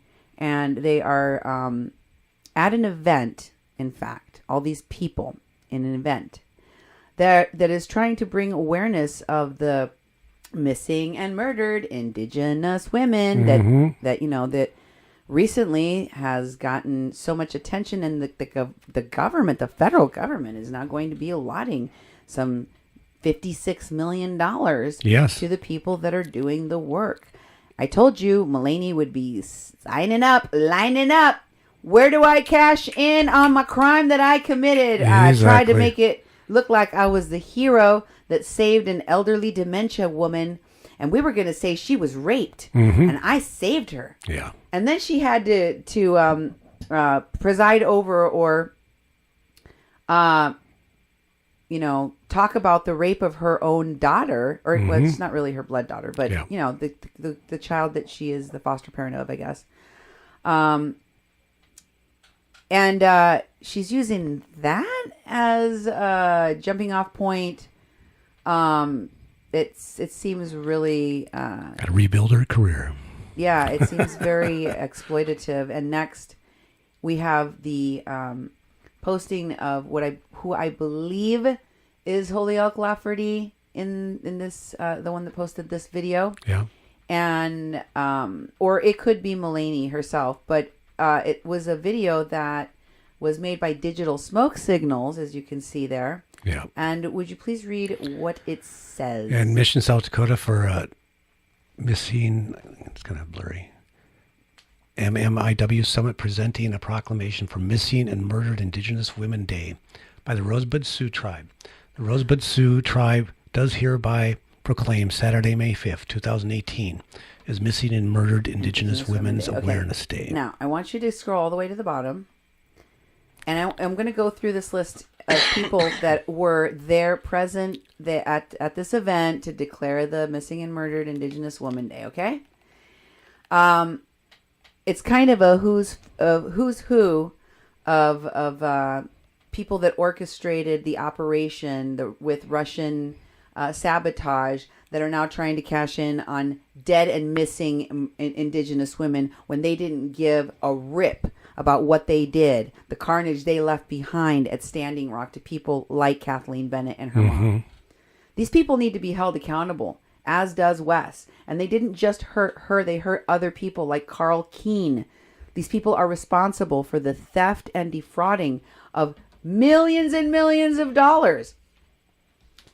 And one of them is Faith Spotted Eagle, right? Yep. Then we have, and it says, White Buffalo Calf Women's Society, yeah. And the Braveheart Society. And there's Mulaney Stoneman, Braveheart Society. And then Judith LeBlanc of the Caddo First Nation. I don't know who that is. Rebecca Tork, the Dakota Rural Alliance. And then there's Christine Nobis. Seeding Sovereignty, Indigenous Iowa. She's the one that did that horrible picture with, or that was circulating, the horrible picture of the Virgin of Guadalupe / Mary looking figure which they With took guns. from our culture and put guns on Yeah, I it and remember that. oil and all sorts of crazy crap. Yeah. Very disrespectful to our culture and our deities. And then Sharon Drapeau and the Deborah Parker, of course, is the Tulalip, and she is the wife of Myron Dewey. Oh, okay. Myron and That's his right. wife are getting their fingers. That's why Myron was saying in this latest video, oh, I'm not a drone pilot no more. I'm not trying to educate people about traditional trauma and all the crap he was saying at Standing Rock. Now he's all into the missing and murdered indigenous women stuff. That's what he was always about. That's what and Louis Grassrope, one of the people that, along with Menape, had an indigenous woman kidnapped, sent her away, made her go missing from her family for 6 months and nearly killed her. Here he is. The nerve. Yeah. The indecency of this Yeah. And is astonishing. look who's after him. Menape la mierda. Wow. Menape la mierda. They even spelled it wrong. It's La Mer. Yep. But see, they Lmier. Yeah. Which is not how his name is spelled, unless he's trying to hide the true spelling of his name, since everybody knows Yeah, they that can he's look a him meth up. dealer Yeah. and a criminal and an abusive man that took advantage of these two women and put one in an early grave. This is a man that you're supposed to trust with missing women. Yeah. Sure. Okay. And who else do we have on here? Inkpa Money, Janet Rosen, and of course it says Christine Nobis posted, or must have posted this, I guess. And it says the summit is led by the White Buffalo Calf Women's Society, the Braeheart Society. Those are all They Spotted Eagle and Mulaney. Native Organizers Alliance, Native Women's Society of the Great Plains, and the video is property of Oceti. Blah blah blah blah blah. Yeah. Ceding sovereignty, missing and murdered indigenous women. And of course, LaDonna is all over this stuff as well. But right now she's in Portugal, as I told you, hanging out with Chase's daughter, Tocata Iron Eyes. Yeah. And this is where they are. Tamara, it's called. And I think that they're at some bio something where they do that. They're peddling different kinds of energy, like solar and wind and things like that. And and the next picture here's another person that went with her, the fake Miwok Indian, Desiree Kane. And she says, I am on sabbatical, kinda. And the best news I have is that I was given a friendship bracelet today on the beach. It's red! Oh, man. Hashtag winning. Oh, and we made the Portuguese national news. And of course, Allison Renville. Yeah. The person that I showed you told Josh and Ren that woman, Kathleen Bennett, was definitely guilty of hurting her mother. It would all be, she knew for a fact, she said, that defended it. Yep. That recently we showed you talking about Red Wolf Pope in the show Liar, Liar, Pants on Fire. Saying, we should have done something more to help women to avoid these kinds of things. How about you not telling people, Allison Renville, to shut up? How about you not trying to tamper with witnesses in a federal case and threaten them and trying to censor them? How about that? And of course she would be friends with fake Miwok Indian Desiree Kane. Yeah. Of course she is.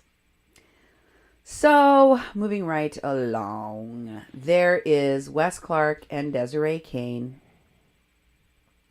And Wes Clark told me, this is a clip of me talking about my frustration with white saviors, white ladies, or people that have lived their entire effing lives as white people that champion white culture, that are Trump supporting, pipeline loving, extractive industry worshiping and also white supremacy shilling people of color like Chase Iron Eyes and LaDonna, money grubbing people like Phyllis and Mulaney and all these other people that did their people the way that they did them and robbed them and defrauded them.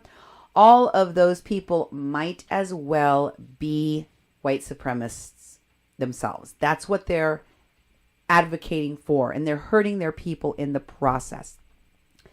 And I was expressing my anger and my frustration. I did so with somebody that was his girlfriend for a while, Remy, aka Jeremy Frendenberg, one of the people that you saw hanging out with the vets in those pictures that I showed you recently. And the other was with Wes Clark, and this is what I said, and this is what he said about a woman I know he's still friends with, Desiree Kane.